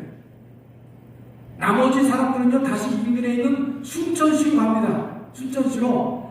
다시 순천시 시청도 점거해가지고 거기에도 인공기를 개혁했어요. 여러분 기록을 다 보세요. 제 말이 틀리나. 그게 바로 유명한 여수 순천 반란 사건이에요. 여수 순천 반란 사건, 여러분 첫째 의문이 있어야 돼요. 아니 조금 전에 4.3 사태는 남로당 제주도당이 반란을 일으키면서 이해가 되는데 어떻게 군인들이 반란을 하냐 말이죠. 그 퀘스천 아닙니까? 어떤 대한민국 군인이 반란하냐 말이죠. 그거는 이런 얘기인 것이 대한민국은 초창기였기 때문에 그 당시에 대한민국 군인은요 징병제가 아니었습니다. 대한민국 군인을 징병제라는 것은 49년이 됐습니다. 여기가 보면 49년에 병역법이 처음으로 만들어져요. 따라서 그 전까지는요 군대를 어떻게 하냐면 남자들이 의용봉 자기가 원하면 군대를 갈 수 있었던 것이 아시겠죠? 징병제도로 49년에 만들어져요. 따라서 사람들이 원하면 군대를 갈 수 있었어요. 그랬는데 그 당시에는 이 간첩들이 많았습니다. 그래가지고 지금 경찰이 간첩 아닌가 조사를 해요. 하다 보면 얘가 잡힐 것 같으면요 어떻게 합니까? 군대에 입대를 해요. 군대에 입대해요. 그러니까 군대는요 생각보다 많은 빨갱이가 왜 군대에 있었던 것이 이해가 되시죠? 군인들이 왜 반란을 일으켰느냐? 군대 내에 빨갱이가 많이 있었던 것이 그 이유는 징병제가 아니었다는 뜻이 그래서 여수에 있는 14연대가 출동명을 내렸는데 이 사람들이 반란을 일으켜가지고 상관을 죽이고 여수를 점령하고 순천을 점령했단 말이죠.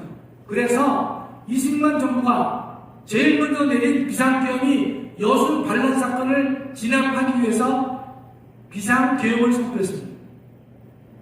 여러분 비상계엄에 대해서 잘 모르실 거예요. 비상계엄은 군이 그 지역을 잠시 점령해서 통치해서 다스리는 겁니다. 1호가 뭐예요? 1호가 여수 반란 사건을 진압하기 위해서 이승만 정부가 비상계엄을 선포했던 것입니다. 그래서 그 거의가 해결됐습니다. 진압됐어요. 그때 잔당들이 있었겠죠. 잔당들. 그쵸? 그 잔당놈들이 다 지리산 빨치로 도망간 거예요. 이런 조정래의 태백산맥이라는 소설을 아실 겁니다. 1000만 부 팔렸습니다. 그게 거의 허구예요, 허구. 물론 소설이니까 허구성이 있겠지만, 그러나 그 조정래가 그 빨치산의 세력들에 대해서 상당히 미화를 많이 합니다. 1000만 부가 팔렸으니까 그걸 읽은 많은 사람들은요, 빨치산에 대해서 참 멋있는 사람이고, 조국을 위해서 일하는 사람 아니냐, 그런 생각을 할 수도 있겠지만, 그는 얼토당토한 얘기입니다. 그때 지리산으로 도망간 놈들은 여순 반란 사건의 주역이라고 하죠. 여러분 여순 반란 사건들이 뭘 했겠어요? 여수시 점령하고 순천시 점령하면 그만뒀겠어요? 공산당들은 제일 먼저 누굴 죽입니까? 경찰을 죽이네. 경찰이요. 공무원 죽입니다. 목사, 종교인 그런 사람 먼저 죽인 거예요. 교수, 교사.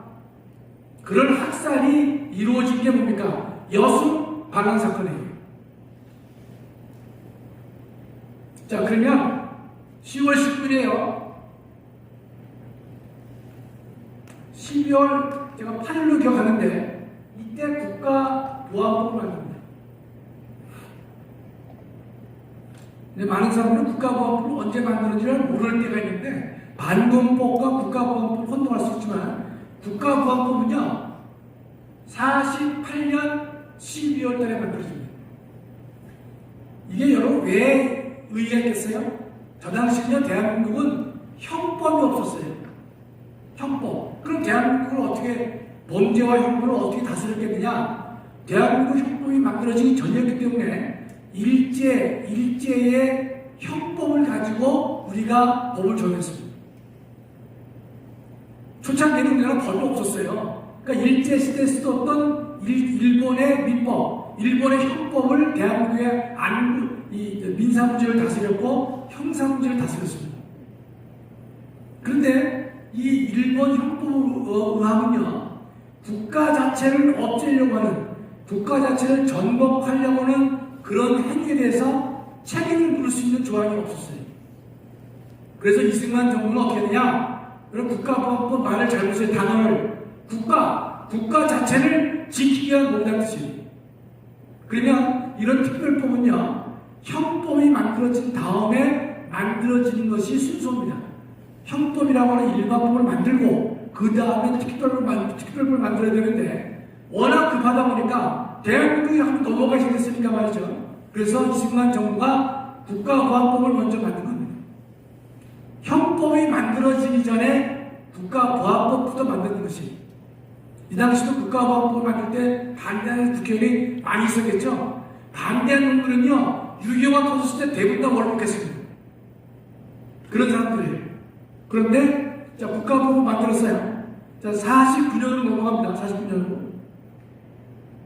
이때 병역법이 만들어졌죠. 근데 이 국가보안법을 해가지고 대한민국 국군을 갖다가, 국군에 대해서 수군이라는 말을 쓸 때, 대한민국 쉬운 말을 쓰면 대한민국 군대를 정화합니다. 정화하는 일을 하게 되는 거예요. 군대 내에 빨갱이를 잡아낸 것이. 여러분, 자, 49년에 빨갱이를 잡아냈죠? 1년간? 잡아내고 언제? 50년에 6.25가 터졌어요. 만일에 49년 1년 동안이요, 대한민국 내에 있는 빨갱이를 잡아내지 못했으면요, 6.25가 났을 때 우리가 어떻게 했을 겁니다. 우리가 북한에 넘어갔을 확률이 높습니다. 그 역사의 아이러니죠. 그렇죠? 여순 반란 사건이 있었기 때문에 국가보안법을 만들었어요. 만들었기 때문에 국군 내에 있는 빨갱이들을 갖다가 정화시켰죠. 그리고 나서 6.25를 맞이한 겁니다. 생각만 해도 끔찍합니다. 그럼 여순 반란 사건을 우리가 감사해야 될 것이냐? 감사하기도 그러셨습니까? 그걸 가론 여자가 예수를 파는 거와 유사한 거란 말이죠. 여순 반란 사건이 있어서 국가보안법이 만들어지고, 국가보안법이 만들어졌기 때문에 지금 49년 1년 동안 군대 내에 있는 빨갱이 갖다가 다 끄집어냈습니다. 다 처형했던 것이. 이걸 가지고 좌파들은 뭐라고 하냐면 부당하게 이 군인들의 법적 지위를 박탈했다, 이렇게 얘기를 합니다. 부당하게 법적 지위를 박탈한 게 아니라 대한민국에서 반국가세를 가진 사람을 잡아낸 거예요. 그러고 나서 6.25가 터진 6.25가. 자, 정리를 해요. 농지개혁과 제가 이 국가보안법을 같이 설명드려요. 자, 6.25가 나기 한 달 전에 5월 30일 아까 선거가 있었다 그랬죠? 그때 농지개혁이 완성됐죠? 그때 농지개혁이 완성되지 않았더라면 대한민국은 분명히 어떻게 됐을 것이냐. 두 번째, 국가보안법이 만들어지고 국군 내에 있는 이 빨갱이들을 걸러냈단 말이죠? 그거 하지 않고 그 이듬해 6.25를 만났으면 어떻게 됐을 것이냐. 생각만 해도 아찔합니다. 이건 제가 헌법 교수지만 이론적으로 설명이 안 돼요. 이런 일이 어떻게 발생했는지. 그렇지 않습니까? 우리 이상적으로 안 되면 우리가 믿을 밖에 없는 것인데, 하나님께서 제가 이 나라를 지켜주셨기 때문에 가능한 거예요. 아멘.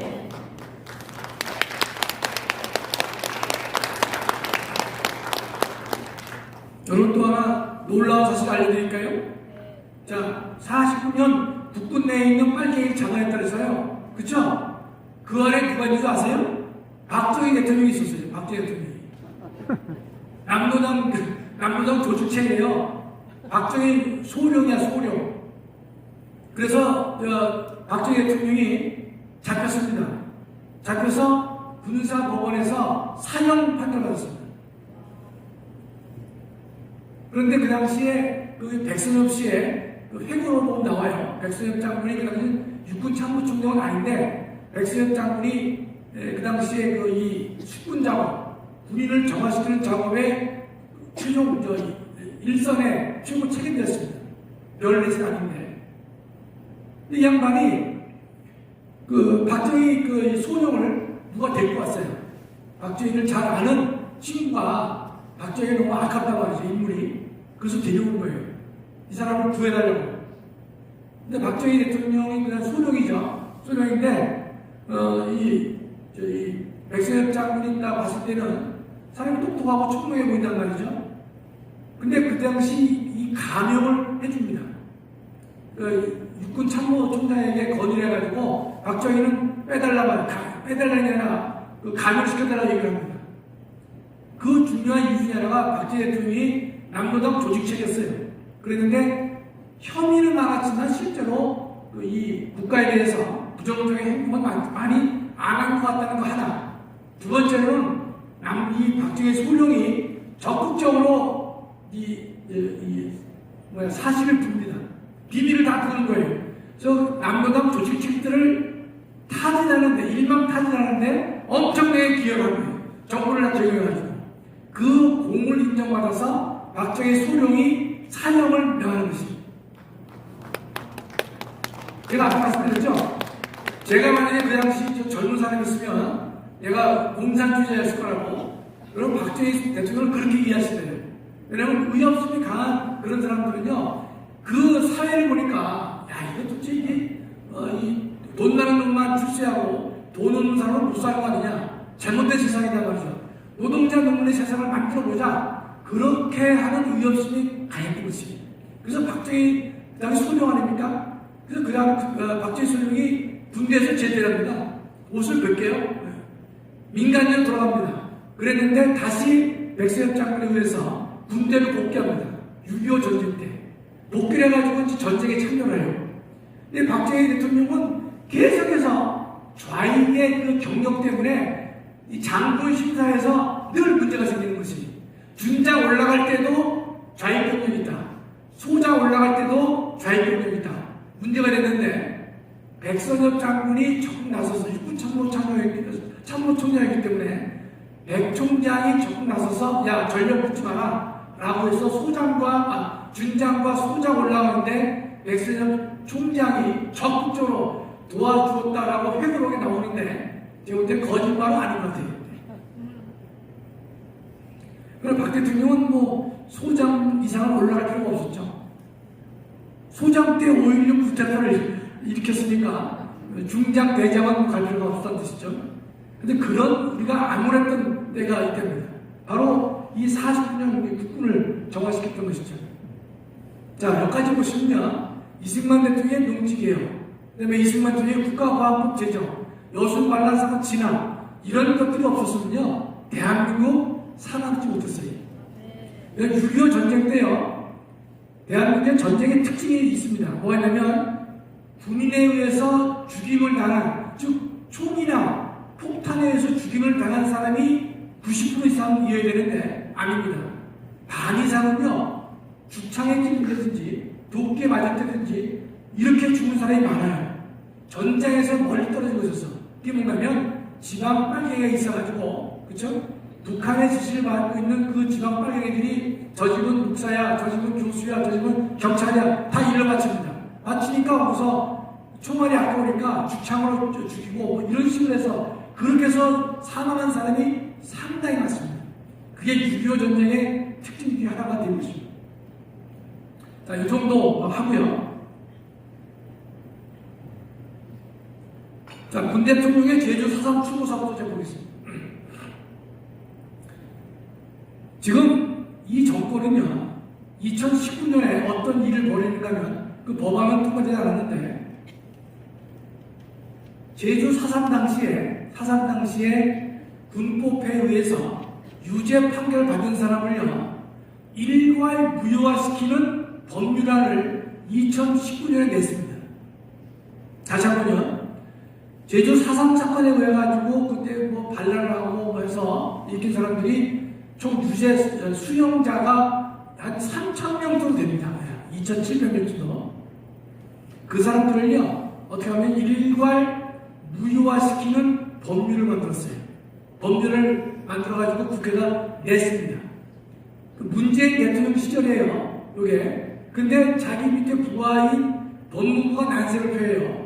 어떻게 이걸 판결을 다 일괄 무효화시킬 수 있겠냐? 난색을 표했어요. 기재부가 이거 무효화시키면 국가 예산이 6조, 7조가 들어갈 수 있기 때문에 난색을 표합니다. 그래서 그 법률안은 자동 폐기가 됐어요. 그런데 재작년 4.15 총선에서 압승했죠? 압승한 다음에 이 문재인 정부는요, 제주 4.3에 대한 특별법 개정안을 제출합니다. 그래서 통과를 시켜요. 어떻게 통과시키냐? 제주 4.3에 의해서 유죄 판결을 받은 모든 수용인을 직권재심과 일괄재심을 통해서 무효화시키는 작업을 법률에 담았습니다. 이건 이미 담은 거예요. 아까 거는 법률을 일괄 무효화시키는 것은 통과가 안 됐습니다. 여러분, 그런 예가 있어요. 히틀러 시대에 만행에 대해서 소독은요, 어떻게 하면 그 히틀러 시대의 형사 판결에 대해서 일괄 무효화시키는 법률을 독일이 만든 바가 있습니다. 나치 청산을 위한 거예요. 그런데 아니 이승만 대통령 정부에서 이루어진 일인데 그게 히틀러가 한 겁니까? 히틀러 정부가 비견됩니까? 아니겠죠. 그럼에도 불구하고 적법하게 군법회에 의해서 유죄 판결 받은 사람들을 일괄 무효화시키겠다. 그런 법률안을 제출한 바가 있습니다. 아까 말씀드렸죠? 안 됐다고. 4.15 총선은 자기네들도 미안했는지 이걸 어떻게 하느냐? 법무부 장관이 그 수용자 전체를 일괄 재심 또는 직권지심을 통해서 무죄로 만들려고 합니다. 작년 11월 30날에 여러분 신문 찾아보세요. 박범계가 대검찰청이 지시합니다. 4.3 수용자 2,300명에 대해서 일괄 재심을 하도록 하라라고 박범계가 지시했습니다. 현재 대검에서는요, 그 작업을 하기 위한 위원회가 현재 만들어지고 있습니다. 얼마 안 됐어요. 작년 11월 30날입니다. 날짜까지 말씀드려요. 찾아봐요. 국민들은 그게 무슨 날인지 몰라요. 모르는데 그 짓을 지금 하고 있단 말이죠. 결국은 뭡니까?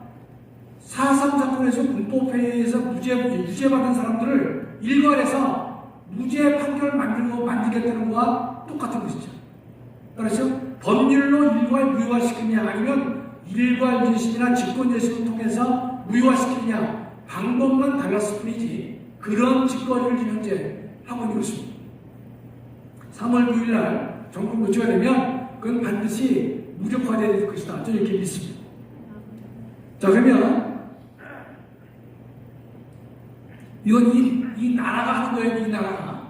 그 다음에 또 하나 먼저 말씀드리면 금년 4월달 4.3법이 개정된 게 효력을 발생합니다. 금년 4월달 되면요 4.3 사건과 관련된 사람 1인당 9천만 원씩 줍니다. 9천만 원씩 일괄 지급합니다. 따라서 지금 제주도에는요 좌파표가 바뀌었어요. 우파표가 바뀌었어요. 여러분 말도 못 보내 말도. 돈 주기 때문에 다 넘어가 있습니다. 그런데 자 이제부터는요 이 법안 말고 제주지방법원 판사가 어떤 웃기는 짓을 했는지 한번 제가 소개를 하도록 하겠습니다. 여러분 근데 재심이라고 하는 것은요 판사나 검사 모두가 다 가장 싫어합니다. 판사나 검사가 다 싫어요. 왜 그렇겠어요? 그러니까 이런 거예요. 대학에서 교수가 점수를 매겼는데 날짜가 다 지났어. 근데 고쳐달라 하는 것도 상당히 불편하잖아요. 그렇죠? 그런데 이 판결이 확정됐는데 그걸 다시 재판해달라 하면요 검사도 자기 잘못을 인정하는 것이고 판사도 자기 잘못을 인정하는 것이죠. 그렇죠? 또 법적 안정성을 반하기 때문에 재심은 이렇게 말하면 돼요. 낙타가 바늘기 들어가기보다 더 어렵습니다. 안 해줍니다. 그럼 재심 사건 별로 없죠? 네. 그런데 이 제주지방법원에서는요 2018년에요. 18년에 제갈창 이놈이 판사 이름은 공개해도 법에 걸리지 않습니다. 제갈창 이 판사인데 이 친구가 18명 생존 수용자. 이게 뭔가면 4.3 때 유죄를 받았는데 지금도 살아계세요. 아주 건강하신 분들이죠. 살아계신 생존 수용자 18명이 법원에 대해서 재심 청구를 합니다. 재심 청구. 그런데 그 관련 이 자기 사건에 대해서 뭐가 없냐? 공소장이 없어요. 공판 기록도 없습니다. 판결문도 없어. 70년 전의 사건이니까. 그렇죠? 70년 전인데다가 우리가 뭘 겪었죠? 6.25를 겪었기 때문에 이런 기록이 전혀 없습니다. 공소장도 없고 공판 기록도 없고 판결문도 없어요. 뭐만 남아있느냐? 수용인 명부라고 해서 홍길동 국방정비대법 몇 조 위반 징역 7년 성춘향 뭐뭐 위반 징역 4년 뭐뭐 무기 이렇게 수용 기록부가 하나 남아있어요. 그거밖에 없어요. 이 사람이 언제 어디서 어떤 죄를 범했기 때문에 이런 형을 받았구나라는 기록이 전혀 없다고 그러죠. 이런 경우에는 재심이 되겠어요? 아니, 상식적으로는 법을 모른다는 건 될 수가 없는 거예요. 그런데 18명이 이 재심을 청구합니다. 그러니까 법원이요, 그 재심을 받아줘요. 제가 받아줍니다. 자, 그러면서 재판을 다시 하는 거예요. 검사가 뭐라고 했으면 18명에서 기소청을 다시 썼어요. 근데 그 검사가 70몇 년도 사건을 알까요? 전혀 모르죠. 그렇죠? 그래서 모든 사람에서 석줄씩 씁니다. 기소할 때 딱 석줄이에요. 제가 다 확인했어요. 그러니까 이 사람은 언제쯤 대한민국을 적대하는 성명불상의 유력대원들에게 쌀을 제공한 바가 있어요. 쌀. 어떤 놈은 정보를 제공한 바가 있어. 의복을 제공한 바가 있어. 그렇게 막연하게 석줄을 써요. 여러분, 기소장에 석줄 쓰는 기소장은 없습니다. 자세하게 언제 어디서 누가 뭐 했냐고 다 자세하게 쓴단 말이죠. 근데 검사는 쓸 수가 없어. 왜냐면 전혀 모르니까요. 이렇게 했어요. 자, 그러면 일단 여러분, 쌀이나 정보나 의복을 제공한 것도 분명히 범법이죠. 그렇죠? 판사가 요걸 유죄로 할 수밖에 없으니까 아무리 원망이라 하더라도 하니까 이 사람이 판사가 어떤 빼를 내는가 하면 공소 기각을 합니다. 굉장히 어려운 말인데 공소 기각은 어려울 수밖에 없는 게 공소 기각은 판결도 있고요. 공소 기각의 결정이라는 것도 있기 때문에 어렵습니다. 그리고 뭐 아실 필요 없는 건데 이렇게만 알아두세요. 우리가 다른 사건들은 민사나 행정이나 헌법소송은요, 누가 이겼다 졌다가 분명해요. 그렇죠? 원고 패소, 원고 승소. 그렇죠? 그러나 형사는요, 이 판결의 종류가 다양합니다. 유죄도 있고 무죄 둘 중에 하나 있는 것이 아니에요. 그럼 예컨대 재판 중에 사람이 죽었어요. 얼마 전에 전두환 대통령이 돌아가셨죠? 재판 중에 돌아가셨잖아요. 근데 이미 죽은 사람에 대해서 유죄와 무죄를 가릴까요? 가리지 않습니다. 그럼 뭔가 결론을 낼 거 아니에요. 그렇죠? 재판 중에 사람이 죽으면요, 공소기각의 결정을 끝을 냅니다. 이게 공식이에요. 여유가 있으면 요걸 하나 알아두세요. 알아두시면 여러분 신문 보다 보면요, 옛날에 노무현 대통령도 재판 중에 돌아가셨죠? 그럼 판사가 뭐로 할까요? 공소기각의 결정으로 끝을 냅니다. 재판 중에 든 사람 피고인이 죽으면 공소기각의 결정으로 끝이 되는 것입니다. 근데 이 공소기각의 판결은 몇 가지가 있는데 제가 이거보다 설명을 안 드리고요. 공소기각의 판결을 하게 되면요, 형사보상금을 받을 수도 있고 받지 못할 수도 있어요. 판결에서 무죄가 선고되면 형사보상금을 100% 줍니다. 100% 주는데 공소기각이 되면 100% 받지 못해요. 무죄가 되지, 공소기각이 아니었으면 무죄가 될 만한 사건이라야 형사보상을 주는데 공소기각을 했습니다. 왜냐? 쌀이나 정보나 의복을 제공한 것은 분명히 범법행위죠. 그쵸? 요거에 대해서 판사가 무죄로 할 수는 없겠죠? 요건 너무 무리가 있단 말이죠. 분명히 석줄밖에 안 되지만 쌀을 제공했고 정보를 제공했으니까 분명히 범법이에요. 그러니까 판사는 이때 뼈를 내가지고 무죄 안 합니다. 무죄를 안 하고 공소기각을 하는데 이런 겁니다. 쉽게 말해서 검사 당신은 공소장이 너무나 부실하다. 이게 부실하다. 공소 사실을 특정해서 누가 언제 어디서 무엇을 왜 그런 분명히 특정해서 공소장을 써야 되는데 너는 부실하게 석줄밖에 안 썼다는 뜻이에요. 그런 이유로 판사는 공소기각을 했습니다. 제가 그때 저는 이 전문가니까요. 그래? 형사보상을 어떻게 줄까? 공소기각이 아니면 무죄가 아니라야 되는데, 공소기각이 아니면 무죄가 될 만한 경우가 되는데 이 사람들이 무죄를 어떻게 입증하려고 하려나 그랬는데 형사보상을 청구해요. 18사람이 공소기각이 됐죠? 그래서 형사고소를 얼마 청구하면 53억 4천을 청구합니다. 18사람이.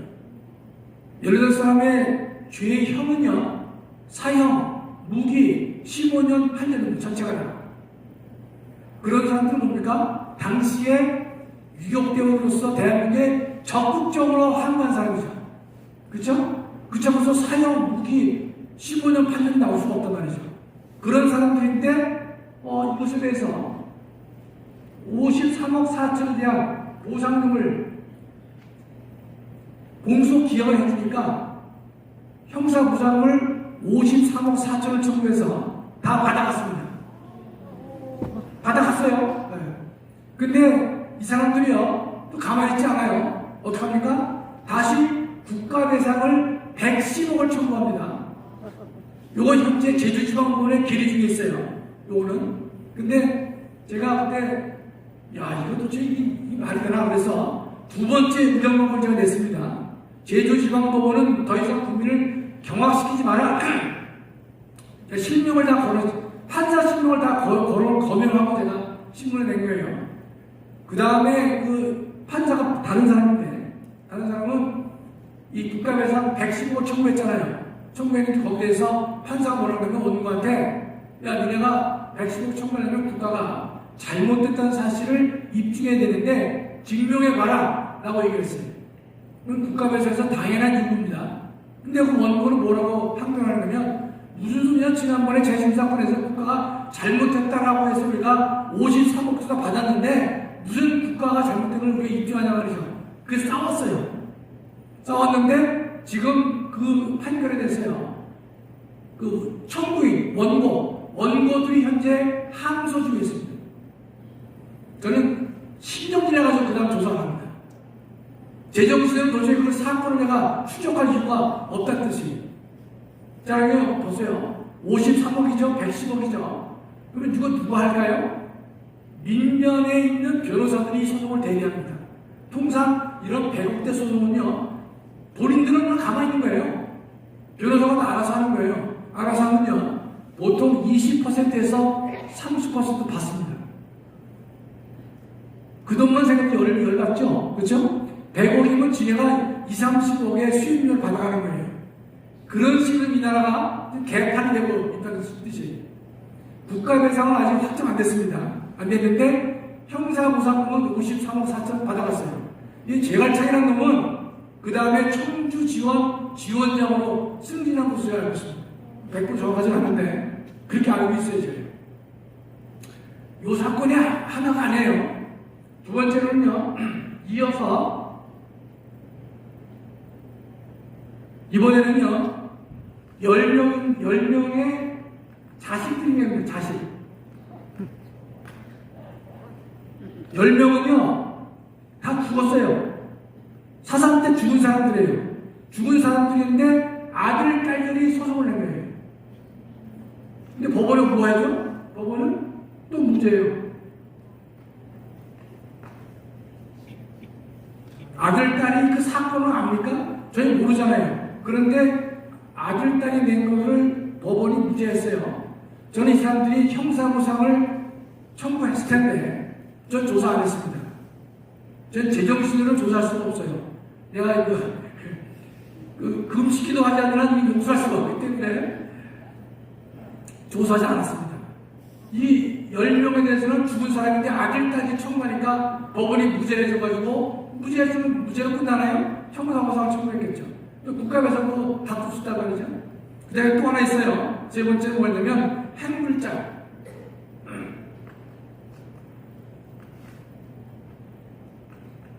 핵물장을 말씀드렸는데 핵물장은 뭡니까 여러분? 핵만 불먹는 사람이죠. 원인이 소재를 잘 모르는 사람이죠. 여러분 여기서 말하는 핵물장은 이런 사람이에요. 그러나 소재 파악이 안 되는 핵물장은 우리가 의미가 없죠. 어떤 사람이냐?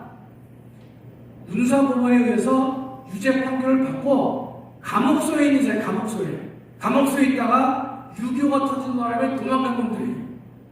그게 핵물자예요. 소재를 몰라. 그쵸? 그러니까 소재 파악이 안 되는 이 사람들이 없으면 내일로 올 수도 있고 일본으로도 많이 갔을 거란 말이죠. 그 사람들이 소송을 또 냈습니다. 핵물자들이. 그래서 또 또 무죄가 돼, 무죄가. 다 무죄예요. 그러면, 자, 보세요. 18, 몇 명들이 무죄를 청구했지 않습니까? 야, 왜 이렇게 이 사람들을 고생시키냐 말이죠. 어? 이 나라가 일괄해서 2,300명 소송하지 않더라도 법무부 장관이 대검에 의견해서 일괄해서 직권무효 시켜버리자 말이죠. 그게 뭡니까? 작년 11월 31일 내린 박범계가 향한 이 직권재심을 일괄 청구하라 라고 한 조치가 바로 그 사안입니다. 나머지 2,300명 일일이 다 뭐 이렇게 소송해서 뭐 고생하지 말고 우리가 다 해결해 주겠다 말이죠. 그런 일을 지금 이 정부가 벌이고 있는 것입니다. 그럼 용서가 되십니까? 인내가 돼요? 제가 그래서 저는 이제 작년에 이 유형방법을 낸 것도 제가 이제 저는 2020년 2월 달에 제가 정년을 했습니다. 정년하고 저는 이제 실제로 우리 집사람이 와 있지만 저는 헌법을 다 버려버렸어요. 헌법책을 다 제자들 다 줬어요. 저희 집에 헌법책 20권도 안 됩니다. 몇천 권 제가 다 제자들 줬어요. 나는 예컨대 제대한 다음에 정년한 다음에 제가 부족하지만 진화론을 비판하는 그런 제가 강연을 하러 다니고 싶었어요. 그래서 제가 정년 3년 전부터 그런 마음을 주셔가지고 제가 진화론을 비판하는 글을 제가 많이 썼습니다. 신문 칼럼에다 제가 30여 편을 제가 썼단 말이죠. 여러분, 진화론은요, 지금 이 언론은 좌파 우파가 있겠지만 진화론은요 다 진화론자들입니다. 기독교 신문 빼고는 다 진화론자들이 글을 쓸 수가 없습니다. 그래서 제가 어떤 틈새를 봐가지고 어떻게 글을 읽고 했는데 제가 그래서 제가 이 진화론을 비판하는 그 일을 하다가 하늘나라 가야겠다. 그래야 하늘 앞에 섰을 때 뭐 하다 왔냐 그러면 헌법 가르치다 왔다 그러면 좀 면이 쓰지 않아서 진화 비판하고 하나님 나라 위해서 제가 노력하고 왔단 말이죠. 그걸 하려고 했는데 지금 이 사건을 보고서 문재인 대통령이 20년도에 추모사와 21년도에 추모를 보면서 헌법 교수로서 제가 도저히 이거 양심상 허용이 안 되는 짓거리를 좀 하고 있다는 것이. 그래서 제가 야 이건 안 되겠다. 비록 비력하지만 이 문제를 바로 잡아야 될 것이다 말이죠. 그러다가 제가 전공한 목사를 작년 3월 28일 처음으로 뵀습니다. 저는 아직 목사님 된지 만 1년이 안 됩니다. 저는 왜냐면 애국운동이나 시민운동이나 개인적으로 좋아하지 않아요. 왜 좋아하지 않느냐?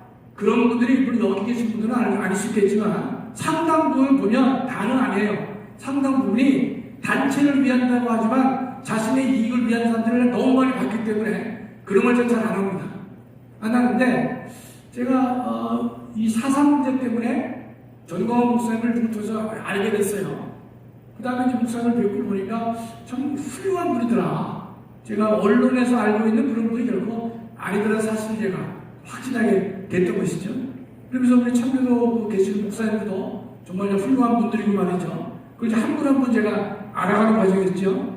그래서 저는 헌법을 포기했고 진화론 비판을 제가 하려고 계획을 세웠는데 하나님께서는 아직까지는 헌법을 제가 다시 좀 소환을 하셔가지고 헌법 문제를 하고 이제 하시는 거예요. 저는 오늘 이 강연은요, 전 처음 하는 겁니다. 이제껏 제가 이제 청교도 신학교에서 헌법 강의를 제가 학생들 대상으로 하고 있지만은 일반 강의는 제가 오늘 처음 하는 거기 때문에 광진중앙교회에서 드리는 강연은요 상당히 의미가 있는 것입니다.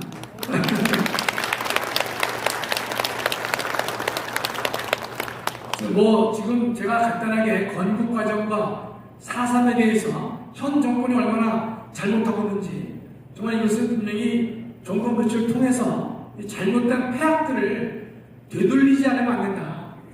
도저히 이런 겁니다. 4.3 같은 경우에는요 남로당 반란 세력들이 양민을 죽인 것도 있지만 우리나라 군경도 진압하다가 양민을 죽인 경우가 많이 있습니다. 그건 분명히 맞아요. 그러면 그런 경우에는요 우리가 제주에 있는 4.3공원 같은 거 만들어가지고 위령탕 만들어서 다 70년 전의 일이니까 다 넓은 데 다 대한민국 사람이기 때문에 그래 우리가 4.3 공원을 만들고 위용탑 가지고 뭐 끝내자.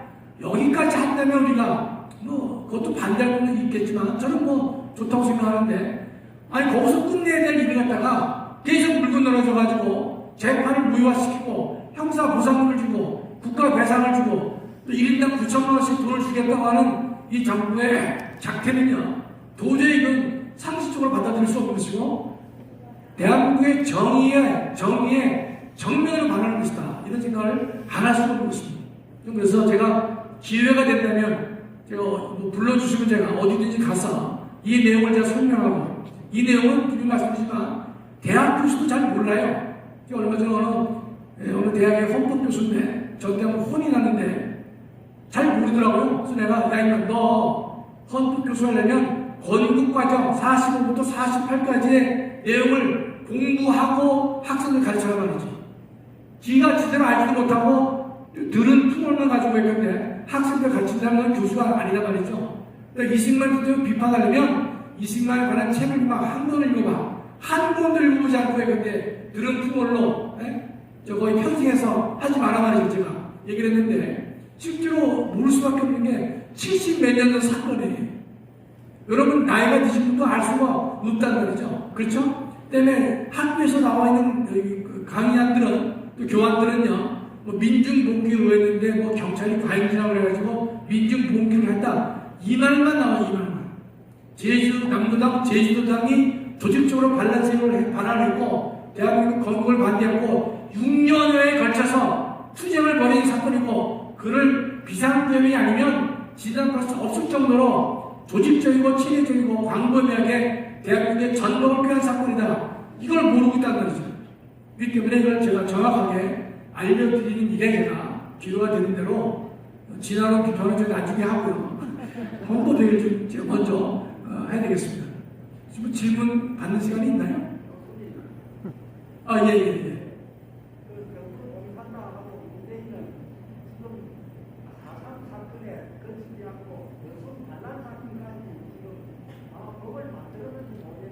만들었습니다.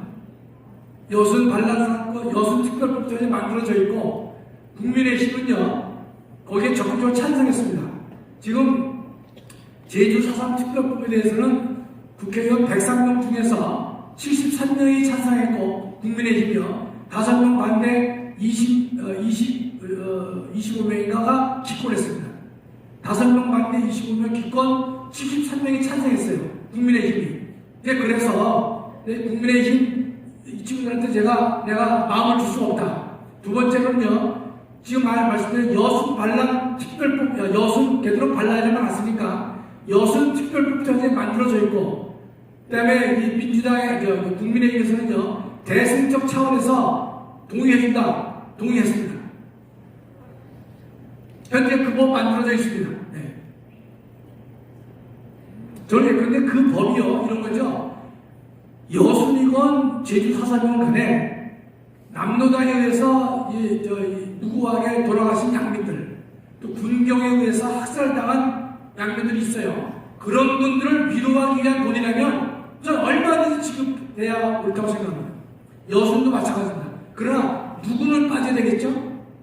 여순 반란으로 인해서 또는 제주 4.3으로 인해서 반란의 중경 간부급 이상의 수괴들, 뭐 사형, 무기, 징역 8년, 15년 이런 사람을 무죄로 만들어주면서 형사보상금을 지급한다? 대한민국이 이건 망국의 길로 간다, 저렇게 생각합니다. 그럼 강의를 마치겠습니다. 감사합니다.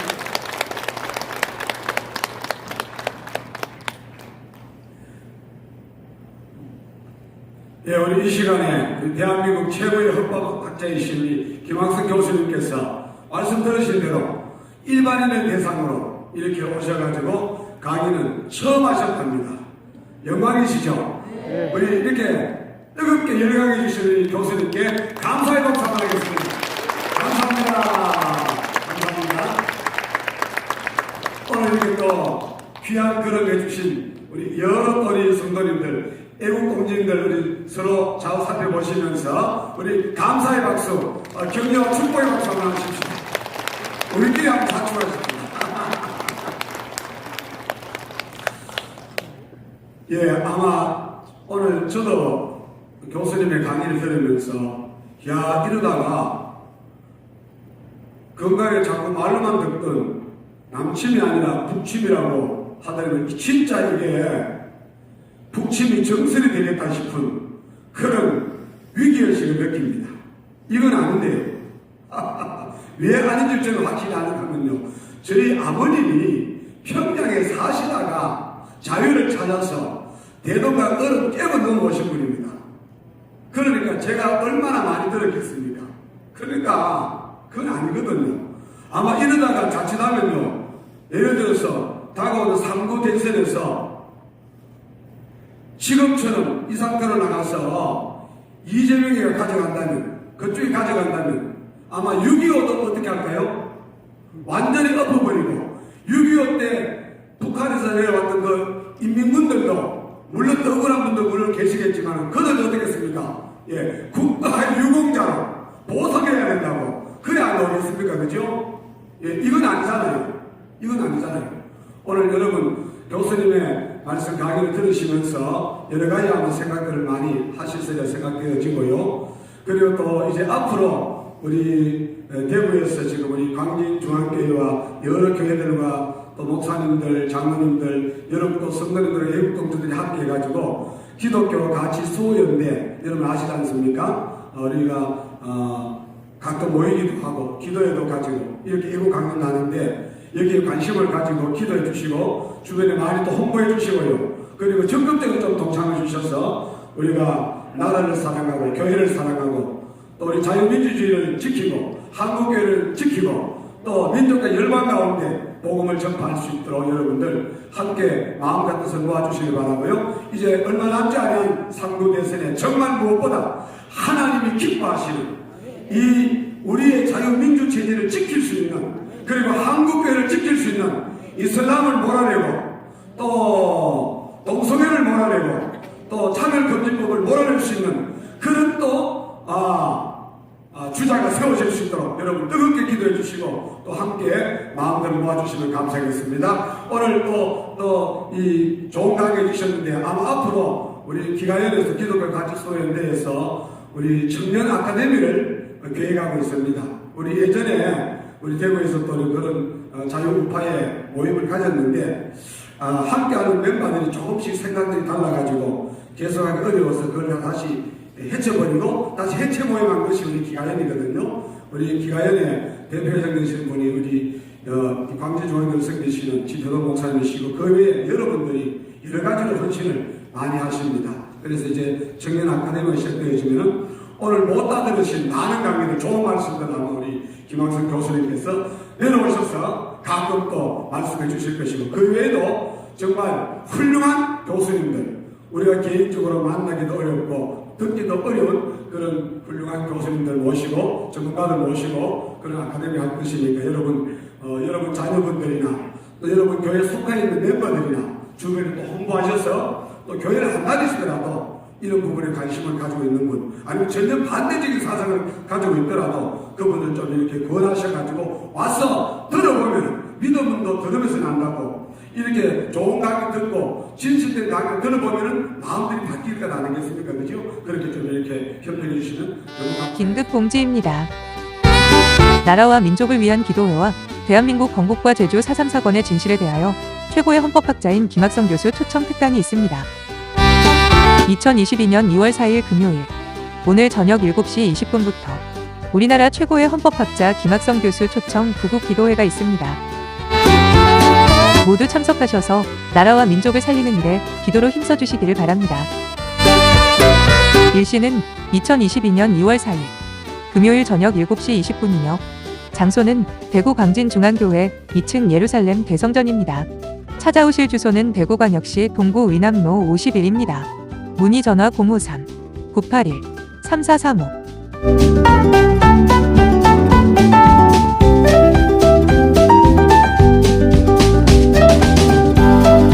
대중교통편으로는 101번, 101-1번, 401번, 국보 2번 버스를 타시고 위남마을 입구에서 하차하시거나 401번, 801번, 국보 2번 버스를 타시고 원불교 앞에서 하차하시면 됩니다.